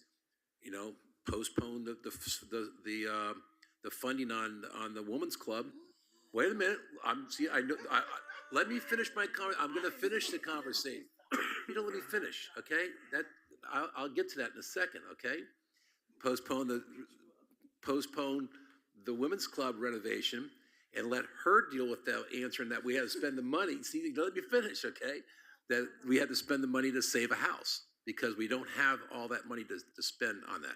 So if you postpone the Women's Club renovation and move the house, then they would get the house. But then you're going to hear from the Women's Club and the Resident Commission. You see my point where I'm getting to? But there's all these alternatives that you could do to spend the money that's allocated for another one of the renovations of the historical things. But to come up with that, but I mean, it's just hard to come up with $1 million, $250,000 starting. I know I can tell you from doing the last two places, they're $1 million a piece, weren't they? Yeah, so I mean, you know, so you're looking at that. Any way you look at it, it's going to be $1 million to renovate that place that we have to answer for. And but I think just to get an idea whether or not to Commissioner Davis's you know, request, I think if we were maybe to come to an agreement to at least evaluate what it is, to find out before we can make a final decision. I'm okay with that. Then come back with something if interested. So, you know, I'm not opposed to moving. I just don't know where you're going to get the funding from. I don't know how you're going to answer the rest of the public, and I don't know where you're going to put it and whether it's worth moving. But so you know, it's a tough request. So if all obstacles were removed and nothing was in the way, do you understand that that's the founder's home? It doesn't have, to me, I understand it's a founder's home, but you're missing, there is nothing, you can't remove nothing else, because whether it's something on the shelf you want to buy, and if you don't have the money, you can't buy what's on the shelf if that's the only alternative you have. You know, you're not up here going to take the other side of the coin, you know? No. All I'm asking is that you understand that it is the founder's home. I understand that. You've made that very clear. Joanna, please don't engage in conversation. I'm sorry. Well, I mean, it's a repetitive conversation. Listen, I'm trying to come up with alternatives. You know, I mean, I'm asking the commission to make a decision, maybe to at least look at it. But I can tell you that I don't think you're going to get consensus of us just agreeing to pay it $250,000. I don't feel it up here. Okay. Okay, thank you, Mayor. Are you done? All right. Okay, I'll touch on this. This is my item. So obviously this is important to me. Look, it never comes at the right time to preserve history. You know, it's not like, oh, wow, we're set up for the right time. Let's finally save this house. It always comes with obstacles in the way, where you have it owned privately, or you have it possibly on the verge of deteriorating, right? So you want to preserve it. And that's what this is. This is preserving history. It's preserving our history, okay? This is one of our founders. It's the founder of Dania Beach. In the oldest city in Broward County. The first child in Broward County was born in this house. I'm sure we could probably get help, but we have, how much? We have over $30 million in reserves? So I know, whatever, I'll just say a general number, okay? Let's just say you have $30 million in reserves. Do you want to have $30 million reserves and no historical significance to your city, or $29 million in reserves and maintain your historical significance in your city? My whole life, I was born and raised here, just like you, Commissioner James, just like you, Commissioner Salvino. And my whole life I've seen our history torn down. My whole life. My grandfather commissioned Francis Abreu to build the Dania Beach Hotel. And when I was 12 years old, it was torn down. We went out there in the rubble and we picked up cornerstones, and that's all we have to remember it. And it's just a shame. And that building, Francis Abreu is one of the founding, he's a prominent architect in all of South Florida. In a 40-bed, a 4-bedroom home that he built in Los Olos sells for, I think, $12 million a few years ago. Imagine what a 40-bedroom hotel would have sold, would have been valued at, would have been worth. Of course it's historic. There's going to be issues. There could be mold. There could be asbestos, right? But that can all be mitigated. It could all be handled. I've seen this house personally. I had permission from the owners to go and take a look at this house. I walked in this house. I crawled underneath the house. I looked at everything possible. I'm not an architect. I'm not an engineer, okay? But, this is a typical real estate term. The bones are good. The bones are good, all right? And we don't necessarily have to restore this property to be exactly historic how it was. We can utilize this property to be maybe a museum, and instead of using Dade County pine, you could just use regular lumber, to restore certain areas of it. But history is priceless, right? How else would a kid ever learn about the founder of Dania, where Dania came from? How are we going to act like our history is important to us when we just decide to tear it down because there's a couple obstacles in the way? I think our city is in a very good position right now to preserve our historical properties. I'd understand if we didn't have much money in reserves, or we had poor budgeting, but no, we have an excellent team. We have a great CFO. I know Frank could find it. And, and we found it before for many other items that are a lot less significant than the founder of Dania Beach's first home. So, of course, we are supposed to be fiscally responsible as a commission, yes. But when you want to talk about the community as well, the community would love this. I have a strong feeling that the whole community would stand behind this. When the Nyberg Swanson House was moved in 1993, Marco, you were probably the only one here for it. I was 4 years old, but did you come out? No, I'm not even gonna ask. I know you didn't come out. So yeah. But that was a big event. It was a big event that people still talk about, right? I see the McCombs back there. I see the Kays back there, right? Right, Ted, our former mayor? Thank you. All right. And that was a huge event, okay? So I think our city is built on resilience, and I think we can tackle this problem, and we could probably handle it easier than we think. I understand. I agree. Okay, we need a little more information, but we still have to make a move. We have to make a move on this. If this item doesn't pass, then it dies, and I'm not going to be able to bring it back up. And, I don't have much confidence you guys are going to bring this back up. So we need to move forward on this. There is a time crunch, because they're going under contract, but we all know how that is. It could fall out of contract. But if this building gets demolished, if it gets torn down on our watch, it'd just be a black mark in my idea, in black eye on us, in my opinion. And look, I wasn't here 5 years ago, 10 years ago when we could have budgeted for it. I've only been here for a year and a half, and I'm trying my darndest to preserve our history, to get significance for our history, to show that we are Broward's first city. Every meeting we go to, we push that, right? And people even get annoyed by it because we say we're Broward's first, and you have other cities like, oh, are you Broward's first city? Like as a joke. So I just don't want to be irresponsible with our history. I feel that this is extremely important to the city of Dania Beach, given our historical significance in the county. This property was built when Dania was still in Dade County. So this is originally a Dade County house, right? And look, say we get an expert to go in there, but we've had estimates from the movers, correct? And they've looked at the site. Have they looked at the property at all? Excuse me, the estimates from the movers, the 2 to 250 is to move it. We would, if you were to, Did they go out and look at the property?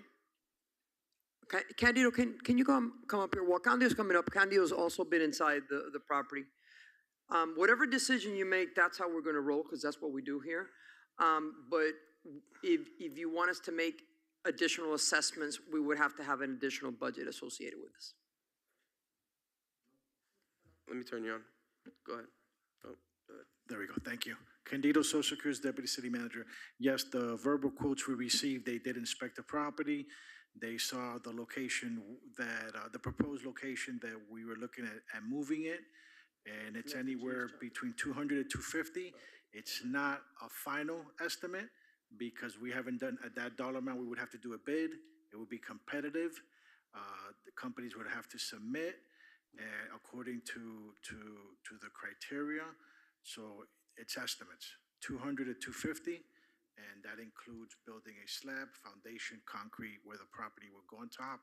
The location we're looking at, we will probably have to remove a tree and a light pole because there's not that much space, which is right next to the women's club and behind the chief's office. It's not the big one.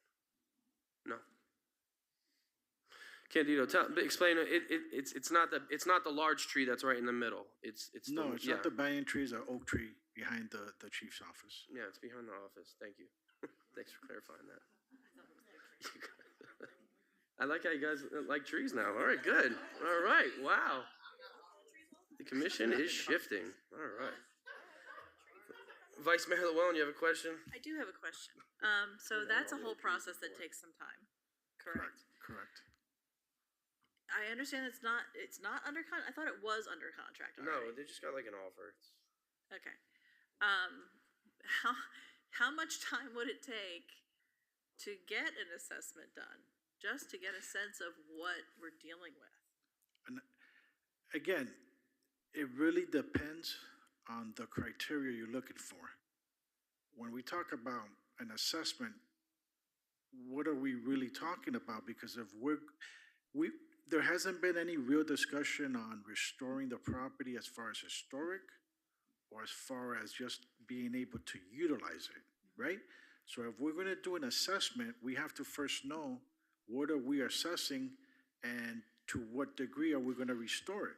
Because if we're restoring it to historic, if we're gonna, what Joanne mentioned as far as we're gonna put a designation on it, we can't just restore it any kind of way. Right. We have to already go on the historic path. Which is very Meaning expensive. everything we do has to be under that path. The architect, the assessment, the construction and the renovation all has to be historic. So if we're gonna look at the floors, are they usable, are there walls, that will probably not qualify for historic unless we get an architect that could go in there and look at it and say, oh yeah, we could reuse this, but that's at a much later date. Right. That it's So- already in our possession, that we would start that process, which is what we did for the Nyberg Swanson. Right. So what you're saying is that even to get an assessment, a proper assessment done, it's gonna cost an excessive amount of money. It's gonna cost money. How much? I don't know. You don't know. We haven't started that process. I mean, I understand that things have changed since it was done, but do we know what it was when they did Nyberg Swanson? For transparency purposes, because we went through this with C.W. Thomas, and there was levels And it of was right. disappointments. I just showed Everything you costs the. more. I Well, understand. Let me Everything's going up. finish, Yeah. if I may. Yeah. We showed you the examples of the southeast drainage. Gandhi and I want to be very careful because you know what we've done in 5 years, guys, and you know we always want to get to yes with all of you guys. But when we have concerns, we have to put them there, and you need to tell us, hey, if we're going to restore that and we're going to have offices in there, it's going to be one path. If you guys want it to historic preservation and restoration, it's going to be a totally different path, and that's where the money path is at. So, Re- whatever regardless. guidance, whatever you want to do. Regardless of what's done, it's gonna have to be gutted, correct? Most likely. Yeah. I mean, it's been boarded up for a very long time. That's never a good thing. It has.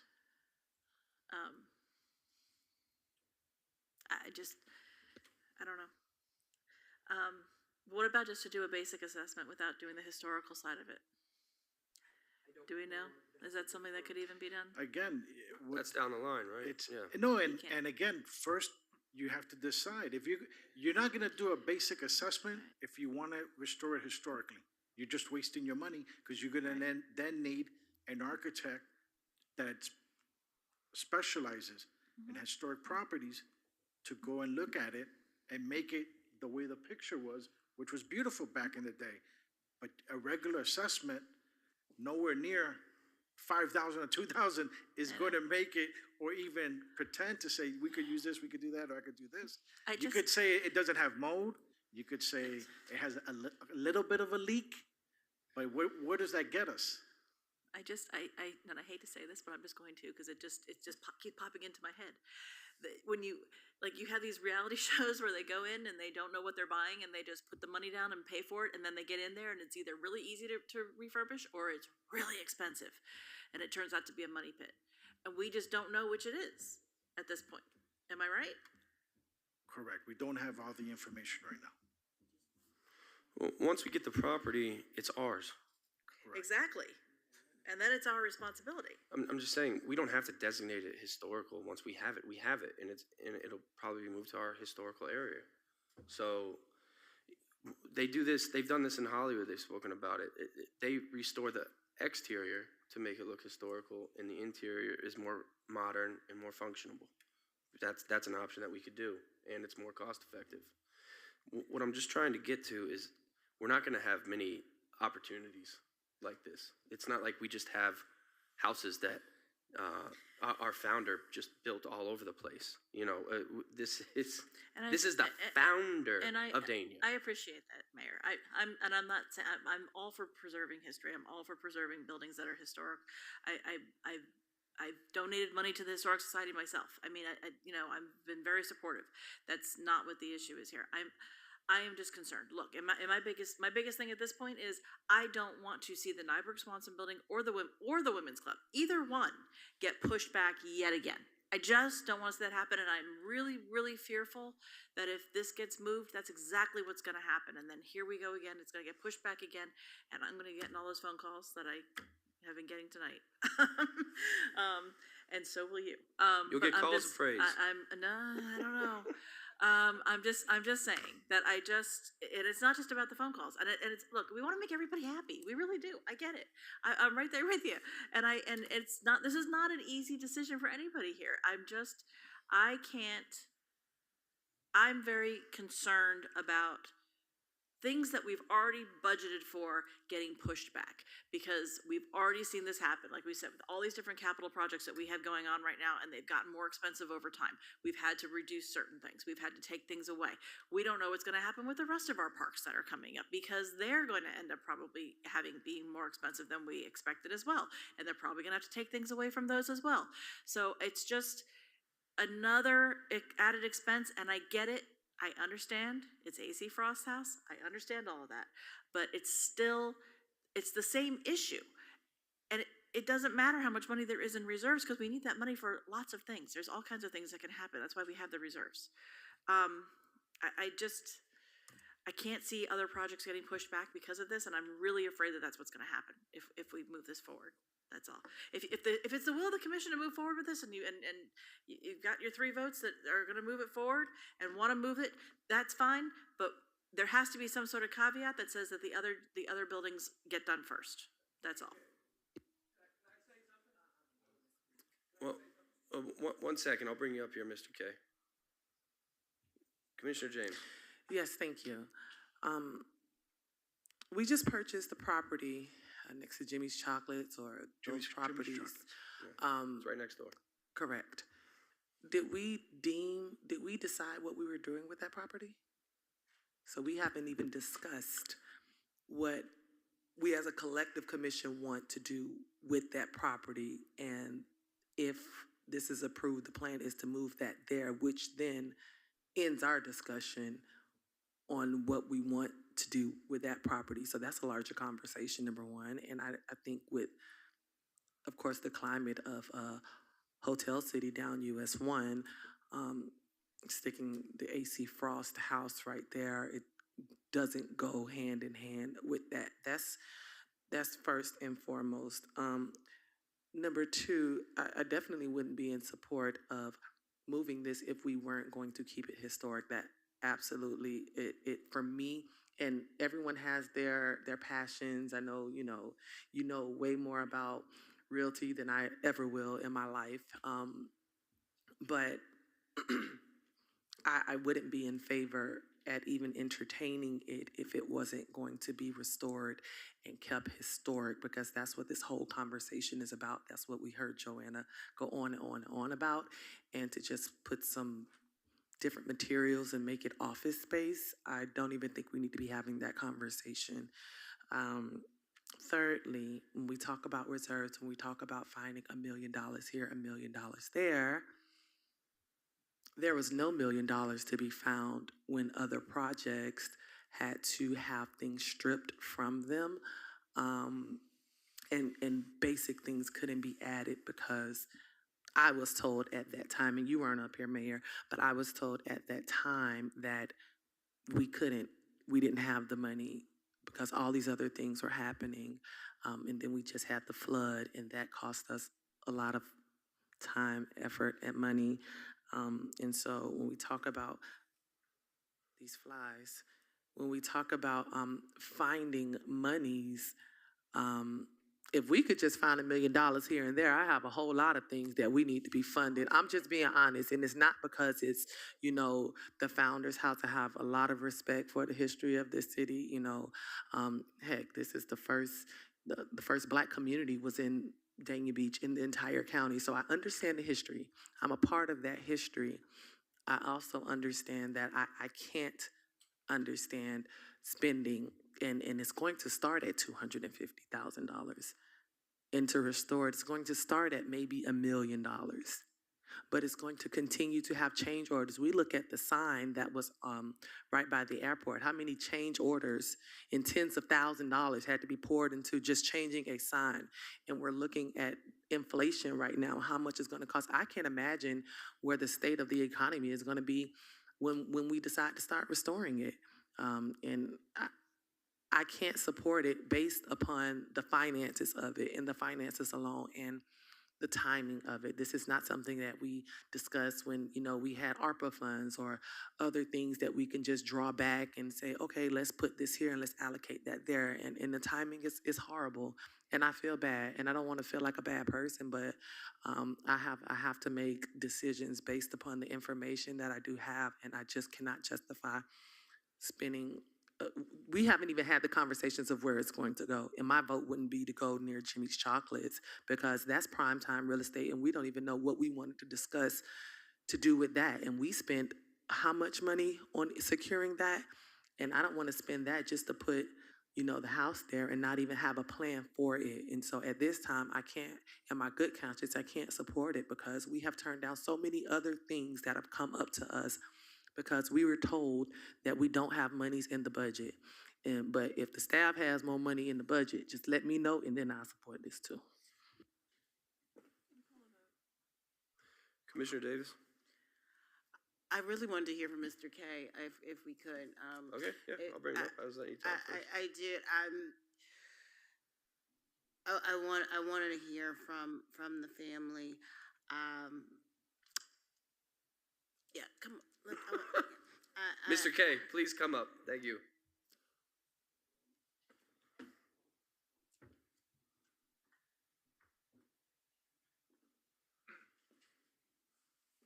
Former Mayor. Thank you. I'm Ted Kay. I live at 355 Southwest 2nd Avenue in Dania.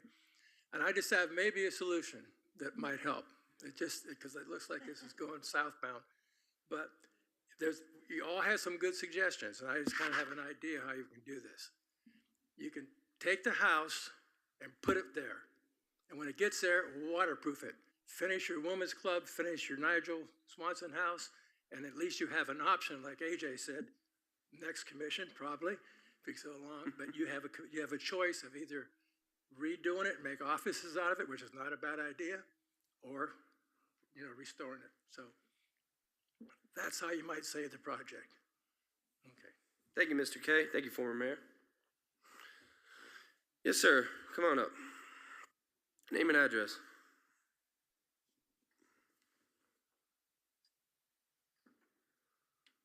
Derek Nathaniel Hankerson, 746 Southwest 3rd Street, Dania Beach, Florida. Mayor and commissioners, city manager, city attorney. I've had a couple thoughts sitting here. First, I had a spirited conversation with Joanna Granite regarding this. And I agreed that although I was not on the same page with her, I would not oppose her in public. And I'm not going to. I'm not going to. But I'm going to make a couple suggestions. One, since we seem to have realized that we're not under the gun time-wise like we thought we were, we have some time to explore some other options, such as, does Dania Beach have to do all the heavy lifting itself? How about Broward County Historical Society? Let's see, the state of Florida, can't we reach out for funds from somebody else, asking for the property to remain here in our city, but it's of value to everybody? So that's my first suggestion. The other thing is, I want it to be relevant to everyone. This was a home built in a time in which everyone couldn't go over there. It was a very different time. And if you're going to spend my taxpayer dollars on it, I want it to somehow be relevant for me and my family. Thank you. Thank you, sir. Commissioner Davis? I do think this conversation can go on and on and on, and so I think we could and my biggest thing is I don't like to make a rush to judgment decision at the last minute, and it felt like we were pressed. The demolition is coming. We have to hurry up and do it, and we have to, give this $250,000 approval right now today, or the property is going to be demoed tomorrow. But that is not the case. I cannot make a rush to judgment decision on that amount of money. No, Commissioner Davis, I'm sorry. It kind of is the case, though. We don't have that much time. Well, we don't have a time frame. Nobody has a date time From frame. what I understood by speaking, it was 90 days, so 3 months. Okay. Yeah. Well, we have time to do a workshop and explore. This conversation could go on. Right now, if you're going to force me into a decision right now without all the information, without the assessment, without the,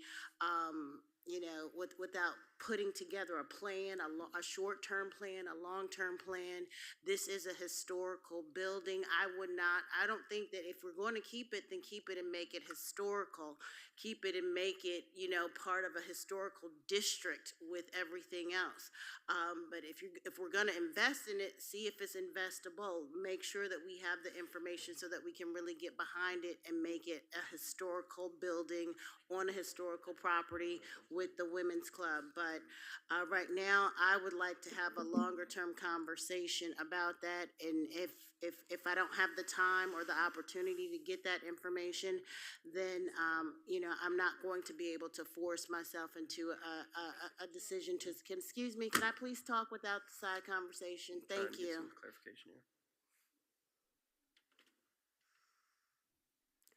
So if we're going to be able to talk about it and get more information as far as what the historic path would be to preserve it and where we're going to put it, short-term, long-term, I wouldn't suggest moving it twice, but where is it going to go right now? We have not had an opportunity to get into those different pathways.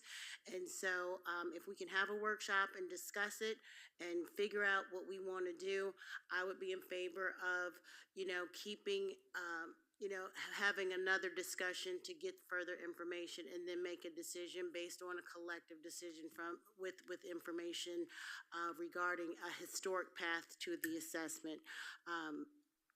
And that's where I lay with it right now. But if it's a decision that I need to make $250K today or nothing, I would not be able to be in favor of that. Thank you. Thank you, Commissioner Davis.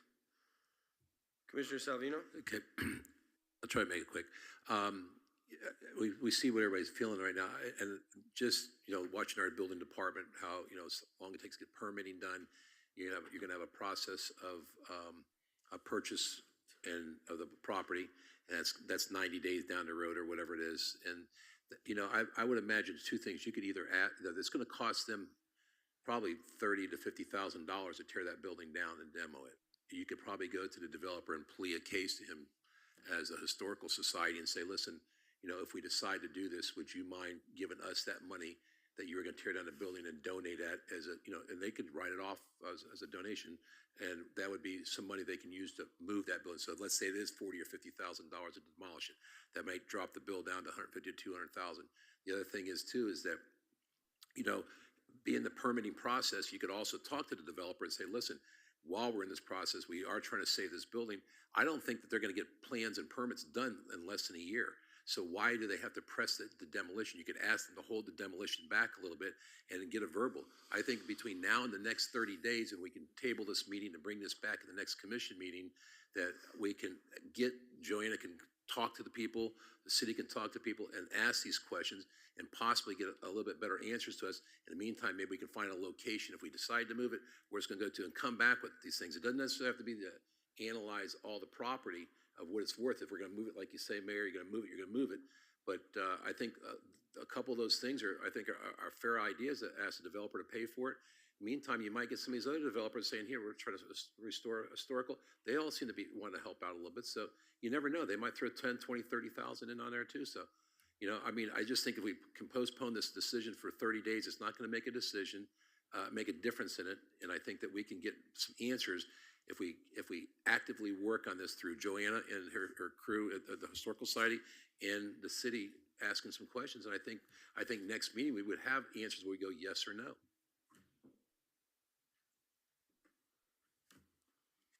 Mayor, if I could just add some information. I was going to ask you if you wanted to add something, but I did want to just add one thing. My research into this, as far as moving properties and that sort of thing, it is generally private donations that pays for this sort of thing. I think you'll get them. And I think that could be done. I mean, I definitely think that there's, if you ask the right people, they're willing to help. And that's something that I don't know if that's been done at this point, but that is something that could be done. So, and I saw Candido come up to the podium, so I figured he had something to say. I just want to add a little bit of information so everyone is aware. The current owner did start the demolition process through an application already, months before. They put it on hold because there was no offer. Now there's an offer. Additionally, I just spoke to Frank, and the quickest we could do an RFP to hire a company to move it due to that price would be, this is streamlining it, anywhere from 70 to 90 days from today. So even if you were to approve it today, it would be at least 3 months before they could move it. So there's a process that we have to enter procurement-wise, that we would have to put out a bid, we would have to have it open for a certain time frame, receive the bids, have a committee, review it, pick a company, then come back to approve, the commission approve it, before they even step on the land and even start working. So can So we they ask? have to get permits. Yeah, I understand. Can we ask the owner if they would hold back while we're working on this and see what they say, if they'd hold the permit back? Well, we have been asking them, yeah. Yeah, but if it takes 90 days, then we don't have a choice. No, 90 days for them to get on board. I understand. Then they have to do permits to move that, a house. I'm to talking the road. I'm talking about to get the RFP to move it. Okay, I'm done, thank you. Commissioner James? Yes, we're speaking about the RFP in the 90 days to move it, but we haven't discussed where we're moving it to. We haven't discussed what we want to do with that property. We haven't discussed if we want to deem it completely historical and what that is going to cost. We seem to be getting stuck on this $250,000 that's going to multiply very quickly should we decide how we want to restore it. And I think there has to be, first of all, a larger conversation of where it's going to go and what the plan is. What the plan is for our history part or our historical part of the city. If we're going to have the Nybor Swanson House and the Women's Club here and then have the AC Frost over there, and that kind of limits what we can do with that property. And so that all has to happen before the bid is out, and then the assessment of what that is even going to cost of the condition of everything that we would want to do to have it historical has to happen as well. And so before the RFP comes out, there is a lot of work that has to happen. Not saying it can happen in a short amount of time, but there's different decisions that have to be made as far as this property. So I never like feeling rushed. I didn't like feeling rushed with the weather vane. I don't like feeling rushed with anything because of a time constriction. And I know we can't help what's going on at that property, and we can't help the timing of it. But if we are going to decide to do the RFP and find out all of those things, there are a host of things that we have to take care of first. That I would like to feel comfortable in understanding what we are doing right now and deeming certain parts like the Arts Park, and now we have the Veterans Park, and we are designating different parts of our city and branding them a certain way. And I don't want to rush and just put it there because we feel like we have an open space there, but we never even had a follow-up conversation of the $1 million or however much we paid to have that property over on Federal Highway. Those are my last comments. Thank you, Commissioner James. Commissioner Davis? I'm ready to take it and make a motion to do a workshop and table this conversation, to make a motion to table it and do a workshop until we can get the information that we need. I'm ready to move forward. I would kind of say this is almost like a semi-formal, informal workshop that we've had. So I think we've kind of got the conversation out there in regards to a workshop. But yeah, if you want to table it, then that's up to the commission. It's the commission's decision. Oh, Commissioner Salvino, want to make a motion? Make a motion, we table it. All right, I'll second it. I don't want the workshop.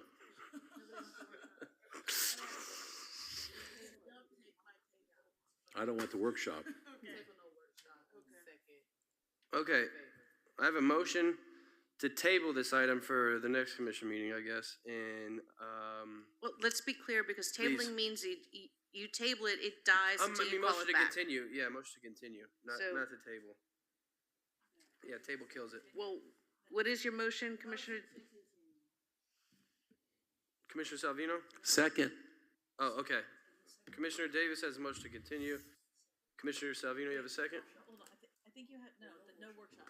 I think. It's just a motion to continue to the next agenda, no workshop. That's right. To say to which meeting? Do we have to say? Yes, so it'll be to the March 12th? March 12th. meeting. And in the meantime, are you asking for direction to staff to do some research? I just want to be clear, March 12th is 2 weeks from, Make it So- March 20 something. 1 month. Where's the, It's Commissioner Davis' motion. 1 month, Oh, please.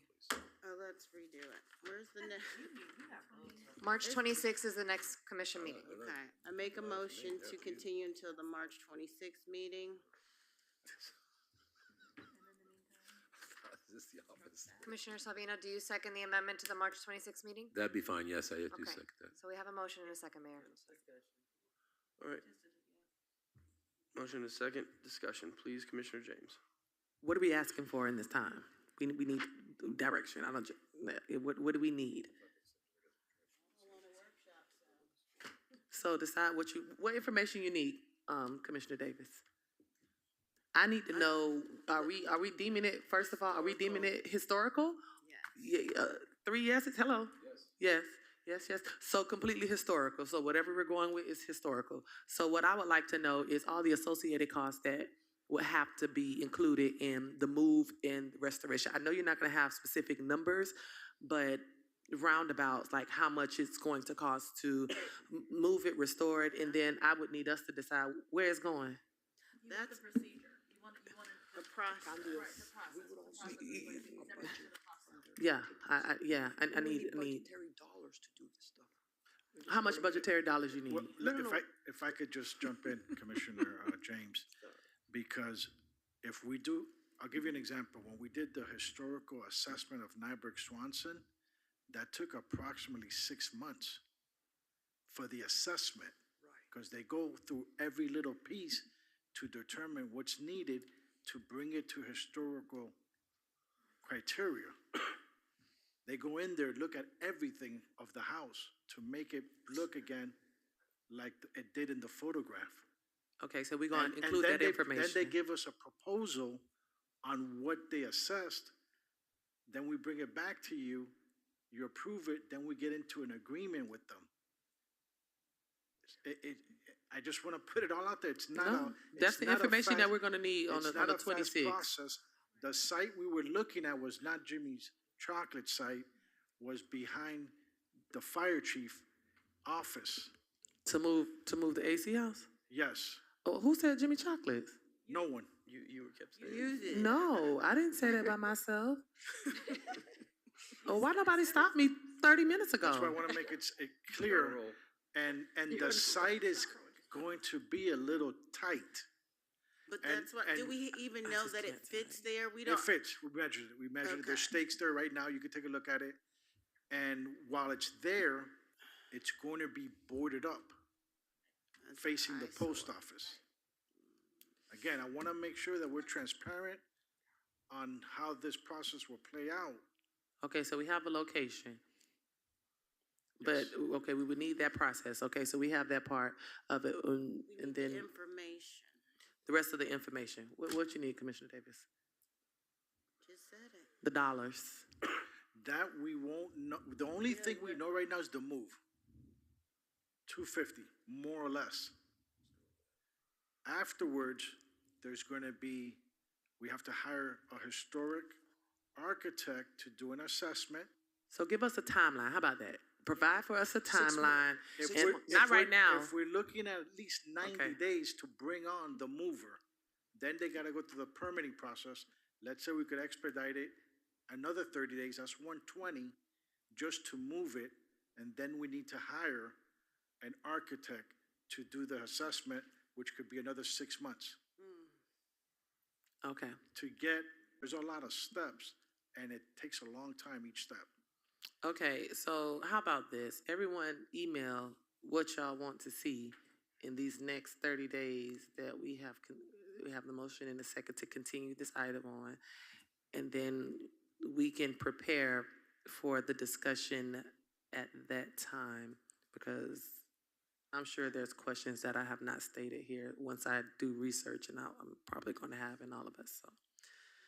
So I support moving it to the next 2 meetings from now. March 26th. A month from now, the 26th. A month from now. I just want to be clear, because I don't want to let you down in your expectation. What do you expect from us to bring to you March 26th? Well, we'll email it to you, but for me, I need a timeline. I know that you can't give me all specific numbers, but I need a timeline, and then within that timeline, you need to even see if it's feasible with the developer or the property, if they're even willing to entertain that timeline, because the timeline could be a year from now. Who knows? I don't know. Well, I just wanted to put it on the record that there is an urgency to this, and we could talk to people and say, hey, can you hold up on the demolition? To talk to the developer. Right, 'cause Well, that's what I'm saying. Find out all the Have information. an extension for this process to extend it. I would like to see a feasibility study on it. I don't know what that costs. I don't know what is entailed in that, but I want to see a feasibility study. So 90 to 100 days, 90 to 120 days, fast tracking the process to move it, and then approximately 6 months based on what we did exactly, because I think you guys want historical restoration, which is the Nyberg Swanson So that would be the 6 months for the assessment. Vice Mayor? No, the assessment wouldn't come before, that's what they're saying, is that it would be to move it and then do the assessment if you're gonna do it the proper way. I want something really simple, I think. I think it's simple. Is there some way that we could get some sort of a schematic or something that would show us actually what it would look like in that location? Like, just like from A above? rendering? Just, yeah, there's some kind of rendering, just like put it on a Google Maps thing or something, just so we can see how much space there is. Right now, what we did, we measured the property and we planted stakes and we spray painted it. So if you were to drive by there, Okay, you would see can the see it. floor awesome. I'll do where that it's tonight. located. And So we again- already did that, so it's ready. You can see it. See, it's that's- simple, I told you it was simple. And again, so everyone is clear, it's on the north side Yeah, I of know where the it is. women's club. Uh-huh. To the west of it, you'll see the stakes behind the fire chief's office. Oh, I know where you're talking about. Facing It's the not where I street, the thought. post office Okay. street. Okay. Ooh, that's a tight spot over there. It's very tight. But it fits. And what about Say the, it. But and it the fits. parking? What about the parking? I wanna know There's not about the gonna be any parking. parking. There's no parking. There's no There's no parking parking. over there. There's no parking. Well, there's no parking for the women's club and there's no parking for It's a Nyberg waste. Swanson either. That's the way that lot is built. Yeah, There's street parking not on much. First Ave. Not much. Park at the post office. They'll love that. There's Okay. parking garages I available. I've got nothing. I'm done. I'm sorry. I'm tired. Okay. It's not the mayor's job. Yeah, what are you guys doing? Honestly. I know, but you're not the chair, okay, so. Whoever says that, that's unbelievable. All right. So what's the guidance, folks? I'm trying to clarify, okay? This is about preserving history, okay? And I understand that there's a monetary cost to it, and we're trying to assess everything. I appreciate the commission extremely for your conversation, your thoughts on this, and thank you for considering this. So it looks like we have a motion from Commissioner Davis to continue this item till the March 26th meeting, with a more analysis on actual cost of moving it, and then what else do you want to know? That's it? The timeline. Okay. Yeah, we kind of already know. We kind of already have a timeline. We have a cost to move it, and we have a timeline for it. Like we I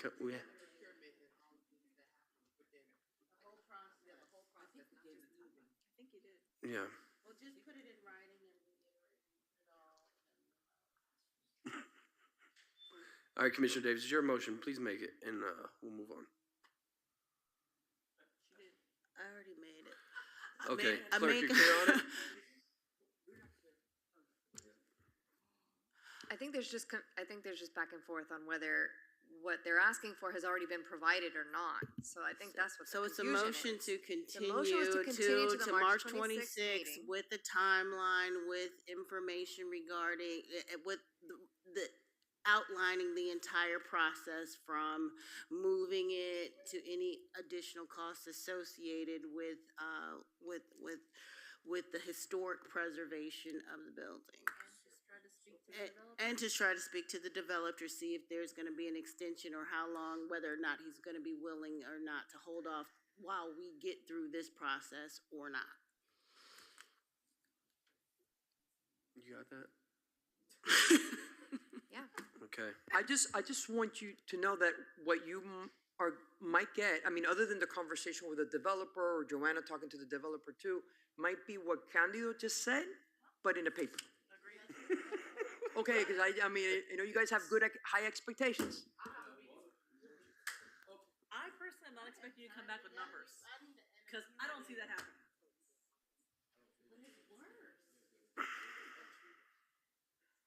Okay, basically, I just have a motion from Commissioner Davis to continue this item till can we at least do the next meeting in 2 weeks from now? Because we have all the information already, is what I'm trying to say. Yeah. I made a motion. I'm not changing it from now. I'm done. Okay, so Commissioner Davis' motion is to continue this item until March 26th, correct? Yes. And to have what Candido said on paper, please. And talking to the developer. Speak to developer, okay. And I have a second from Commissioner Salvino. All in favor, say aye. Aye. Aye. Any opposed, say nay. Nay. All right, thank you. Move on. All right, there's no appointments, so we'll go to commissioner comments, and we'll start with Commissioner Joyce Davis. What happened? No, no, there's nothing. I don't have an Oh, they updated agenda. added it. Yeah, nobody has. Eve, please, item 13.2 then? Yes, it's Collins Elementary School 65th Anniversary Parade, sponsored by Commissioner James. Oh, I don't know why it's not on y'all's paper, I'm sorry. Speaking with Dr. Tracy Jackson, Collins is celebrating its 65th anniversary, and Principal Tracy Jackson would like to have a small parade for the students to mark this significant anniversary. It will happen on March 19th from 8:30 to 9:30. It probably will be 30 minutes and not even that amount allotted time. It will go from the staff currently, and it may change just a little bit. Currently, she just has it going from literally the staff parking lot going east right around to after that first street that still is bordering their school where the gate is. You make a left and they go back into the school. I had a suggestion to her that they should at least go around the park maybe. I mean, that would be like a 5-minute parade in my opinion, just going from the parking lot to the end of the street. But that'll be up to her. She is it's approximately 325 people, including staff, because that is going to be, I assume, the kids, and they're going to have a fun day. She's requesting assistance in achieving this, which is road closures of, I guess, Northwest 2nd Street, or if the plan changes, BSO and permits. And so I am requesting support from the commission to help our school achieve that. Not to exceed $5,000 from the commission contingency if they need it for like the markers to shut down the road, or the barricades. Thank you. Okay, do I have a consensus for the approval for Commissioner James's 65th celebration of Collins? All right. Looks like we have consensus. Thanks. Maxine, can you let her know? Thank you. All right, wonderful. Okay, now on to commissioner comments. We'll start with Commissioner Joyce L. Davis. Thank you, Mayor. Boy, what a doozy. Yeah, I just know that one of my, I want to start off with something positive, because I did have, Black History Month was very special for me this year. I got to do a lot more events. I would love to see the city do an event. I'm not going to put another event on the city right now. We're doing so many, but I have just had the most amazing time with the gracefully aging seniors. They had 2 different sets of seniors, really going back and doing back in the day kind of Rosa Parks and Lena Horne and Gladys Knight and the Pips, and they get into it and they celebrate and they do little skits. And so it was just been a wonderful, wonderful celebratory time with them. And then Debbie Wasserman Schultz did an amazing wonderful Black History Month celebratory event at Mad Arts. Iona Holmes. She was beautiful, beautiful, beautiful choir. So it was just a wonderful feel-good event. And then I also attended the gala for GMZ, their inaugural gala. So we just really had a great celebration. But I would like to consider down the line or next year or whatever that we really take some time to, and I do appreciate the Historical Society putting out different historical posts about Dania Beach Black history icons in the city. So thank you, thank you, thank you. I do have I also wanted to know, and I'm sorry about adding this on, I don't know if those were business cards, but I am out of business cards 100%.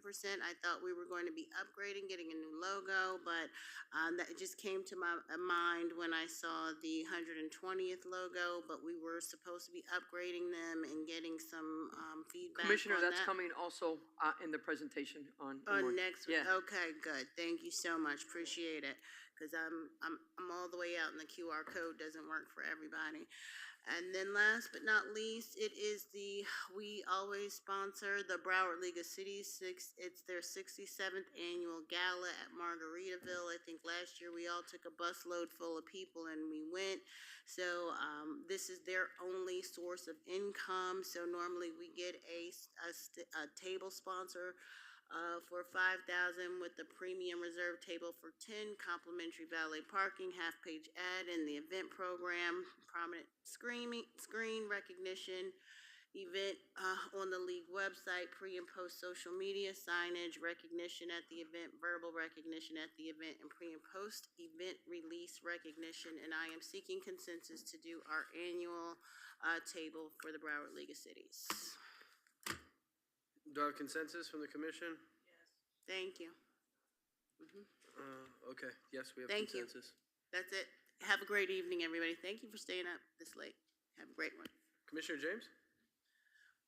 Yes, I don't have much to add other than I would like to see Black History Month have some significance of events, either Day After Dark or through something. I mean, I'm not going to lie and say I wasn't disappointed, but I am disappointed with what we have done as a city with Black History Month over the last several years, and I think that we need to put more of intentionality in that. I mean, it's leap year this year. We had an extra day, but I think that we can do a better job as a city celebrating Black History Month. And good night. Thank you, Commissioner James. Commissioner Salvino? I got about 5 minutes worth. I'm good. I'm just joking. Just want to wake everybody up. No, the only thing I got to say is I've had an eventful month, but it had nothing to do with the city. As I took a nice vacation. But today was a special event to honor the lineal park to Bill Harris today. So for all that missed it out there, take a ride down Fifth Avenue and see the nice, the new signage that's out there for the park that we put up there at the city of Dania in honor of former Vice Mayor, Commissioner, and a great employee of the city of Dania Beach. That's all, Mayor. Thank you. Okay, thank you, Commissioner. Vice Mayor? I have nothing tonight. I'm tired. Thank you. Have a good All right, night. wonderful. Okay, it's on me, and I just have one thing I want to bring up since we're talking about events and history. So I've talked to the city commission, the city staff about this, and I don't know how you guys will feel about it, but since we've had all these events and talking about the history of our city, I would like for us to review bringing back the Tomato Festival. Yeah, this used to be the tomato capital of the world. Last time we had a tomato festival was 2005, and it wasn't even funded by the city. I think if the city takes on this event, it would be another appreciation from our residents, and it would be a very significant event when it comes to that. I don't think we could have like a tomato fight like they used to have and everything. We'd have to look into that, but there's a lot of activities that you could do around tomatoes and honor our heritage and our history. And, you could do a tomato sauce, you could do a tomato throw as far as you could throw a tomato, whatever. There's a bunch of activities that we can do, but I know I have good fond memories of the Tomato Festival. I know you do as well. Go ahead, Commissioner Salvino, touch on it. You brought back a lot of memories because I'm an old guy, and I remember down at Dania Beach on the beach they used to host a lot of different things down there. But the tomato fields where they used to farm over here, over by Meadowbrook and over by the church and stuff. And I remember going out there, and they used to take all those rotten tomatoes and they used to throw them at you all the time. Then they had tomato queens. And my sister was a tomato queen. There's another one sitting. There's another one sitting out there in the audience. And if I'm not, and correct me if I'm wrong, but wasn't Babe Ruth there one year to crown the tomato queen? Yep. So there is some history of our Dania Beach tomato fights, and I think it's a great idea, Mayor, to reestablish, talk about something historical. So thank you. Yeah. Look, like. They have the Strawberry Fest up in Tampa. Anything surrounded by a fruit is good. They had the Orange Blossom. A tomato is a fruit.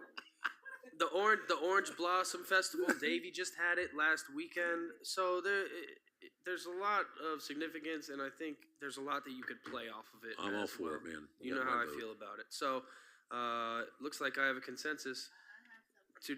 Go ahead, Commissioner Davis.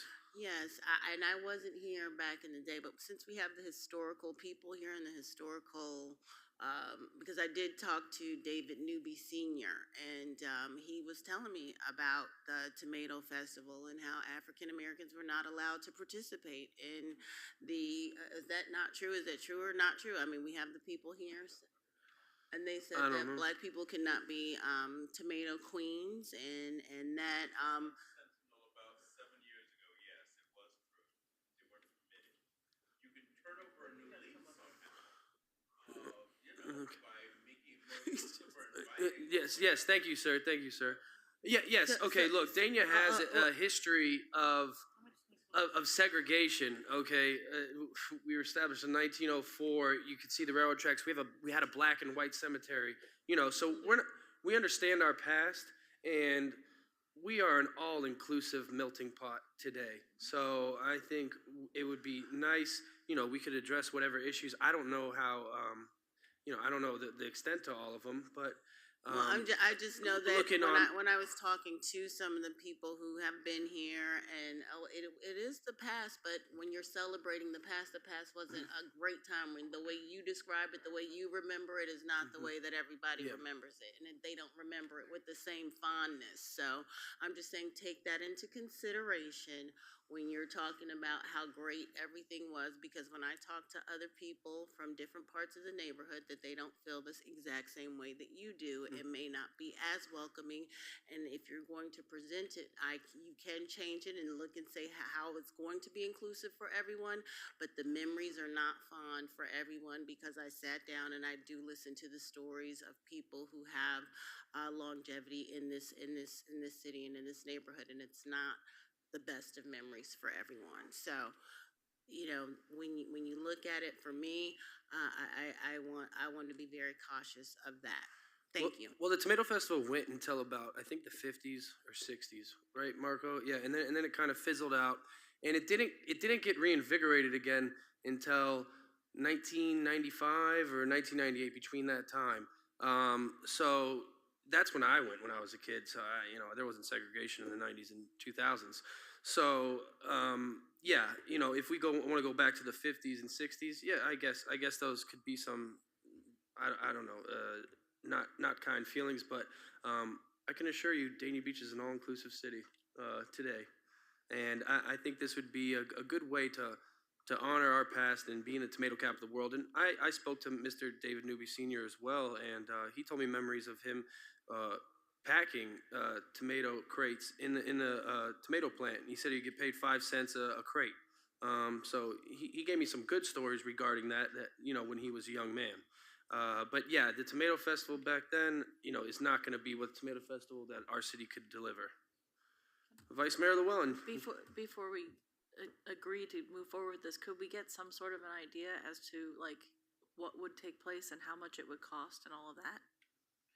I don't know if that would be an issue. Yeah, I'm just asking for consensus so we can move forward with it. That's all.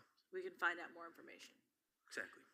Is this to replace the gala or in addition to the gala? Different. It's a different thing. I just want to. This is a totally different event. But do you want to do it this year? I mean, you guys. It might be something better to just wait for the next budget, is what I'm thinking. No, when you're adding, you're going to have to subtract someplace else, because I cannot say yes to everything. And if you want to say yes to this, we're going to do it great. But that something else needs to be eliminated, because there is so much humanly possible of events that we could deliver for you. So if you want to have a tomato fest, then something else needs to go. And because I'm going to be transparent, I'm not going to do an event that's not what you've been seeing in regards to the special events that the city's been providing for you all. And everything takes resources, and we're using a lot of resources for a lot of things. And I'm not opposed to it by any means, especially if we can do something that brings the inclusivity to it. But at the same time, there's a lot going on in the city right now, and I tend to agree. We need to see if we're using resources. When are we going to do it? How much it's going to cost? That sort of thing. And we need to see if it's going to be something that's going to end up taking away from something else. So, could we maybe come back with some sense of what you want to do and when, and get a sense of what it's going to cost? Could we do that? I think it should go for the next fiscal year. Well, we're going into budget season, so that's, That's what I mean. yeah. But I think they're already planning stuff for that. I mean, you all have already started your budget process, right? That's why we're already setting up meetings. Yeah, we've already met with all the. Right, so that's my, We've that's met my with all the point. department directors. Maxine just sent you a text to Right. meet with you, I believe the second week in Because April. they start way before we do. So We start way before a lot of cities do. Yeah, but that's my whole point, is that if you've already started and you've already got things planned and you're already gonna put things into the budget, then what's gonna happen? I just feel like we need to, Well, I just want to be Make a clear on decision. the expectations that you guys want. Yeah. Do you guys want to do it this year? What, or no, or yes? I don't think we should do it in this 120th year on top of the. Correct. The gala, but if you wanna look at doing it for the next fiscal year, bring back. I Can I have my can't, mic, I please? can't hear you. Now you wanna start? You have to press the button. I did. there you go. Okay, thank you. It is long, but for the next fiscal year, look into it and bring back the information for it. I think there's plenty of events and new events that were just suggested for this year for 2024, but if you're gonna look, is it 25, 26 fiscal year that we would be planning for, look at it and bring back the information and the cost that would be associated with it to put in the April budget discussion. And we don't even have the list yet for the 120th, which we're getting next meeting. So if we have that, then we'll have a sense of what other things are going on. That's all. I'm just saying, I don't want to take away resources. I don't want to overextend our resources. They're doing a great job. Everybody's doing a great job. I don't want to overextend. That's all. That's all. Yeah, I brought this item up, just for consensus to agree to it so the city can look into it. I'm not trying to hold anybody's hand to the fire here, but like I said, I think it would be a nice festival that we could have that could, we could really put the Dania Beach signature on it. There wasn't any other city around here that's been the tomato capital of the world, so I think it would be a good event to look into. Like I said, our city staff is extremely talented, so we're not trying to put pressure on them and just throw something in, next month for them. But this could be something, we look at in the future. So I just wanted to put it out there because I've definitely spoken to the staff about it before, and I wanted to speak to my fellow commissioners about it. So do I have consensus? I have consensus. Wonderful. All right. With that, meeting adjourned. Thank you, everybody. Have a great night. All right.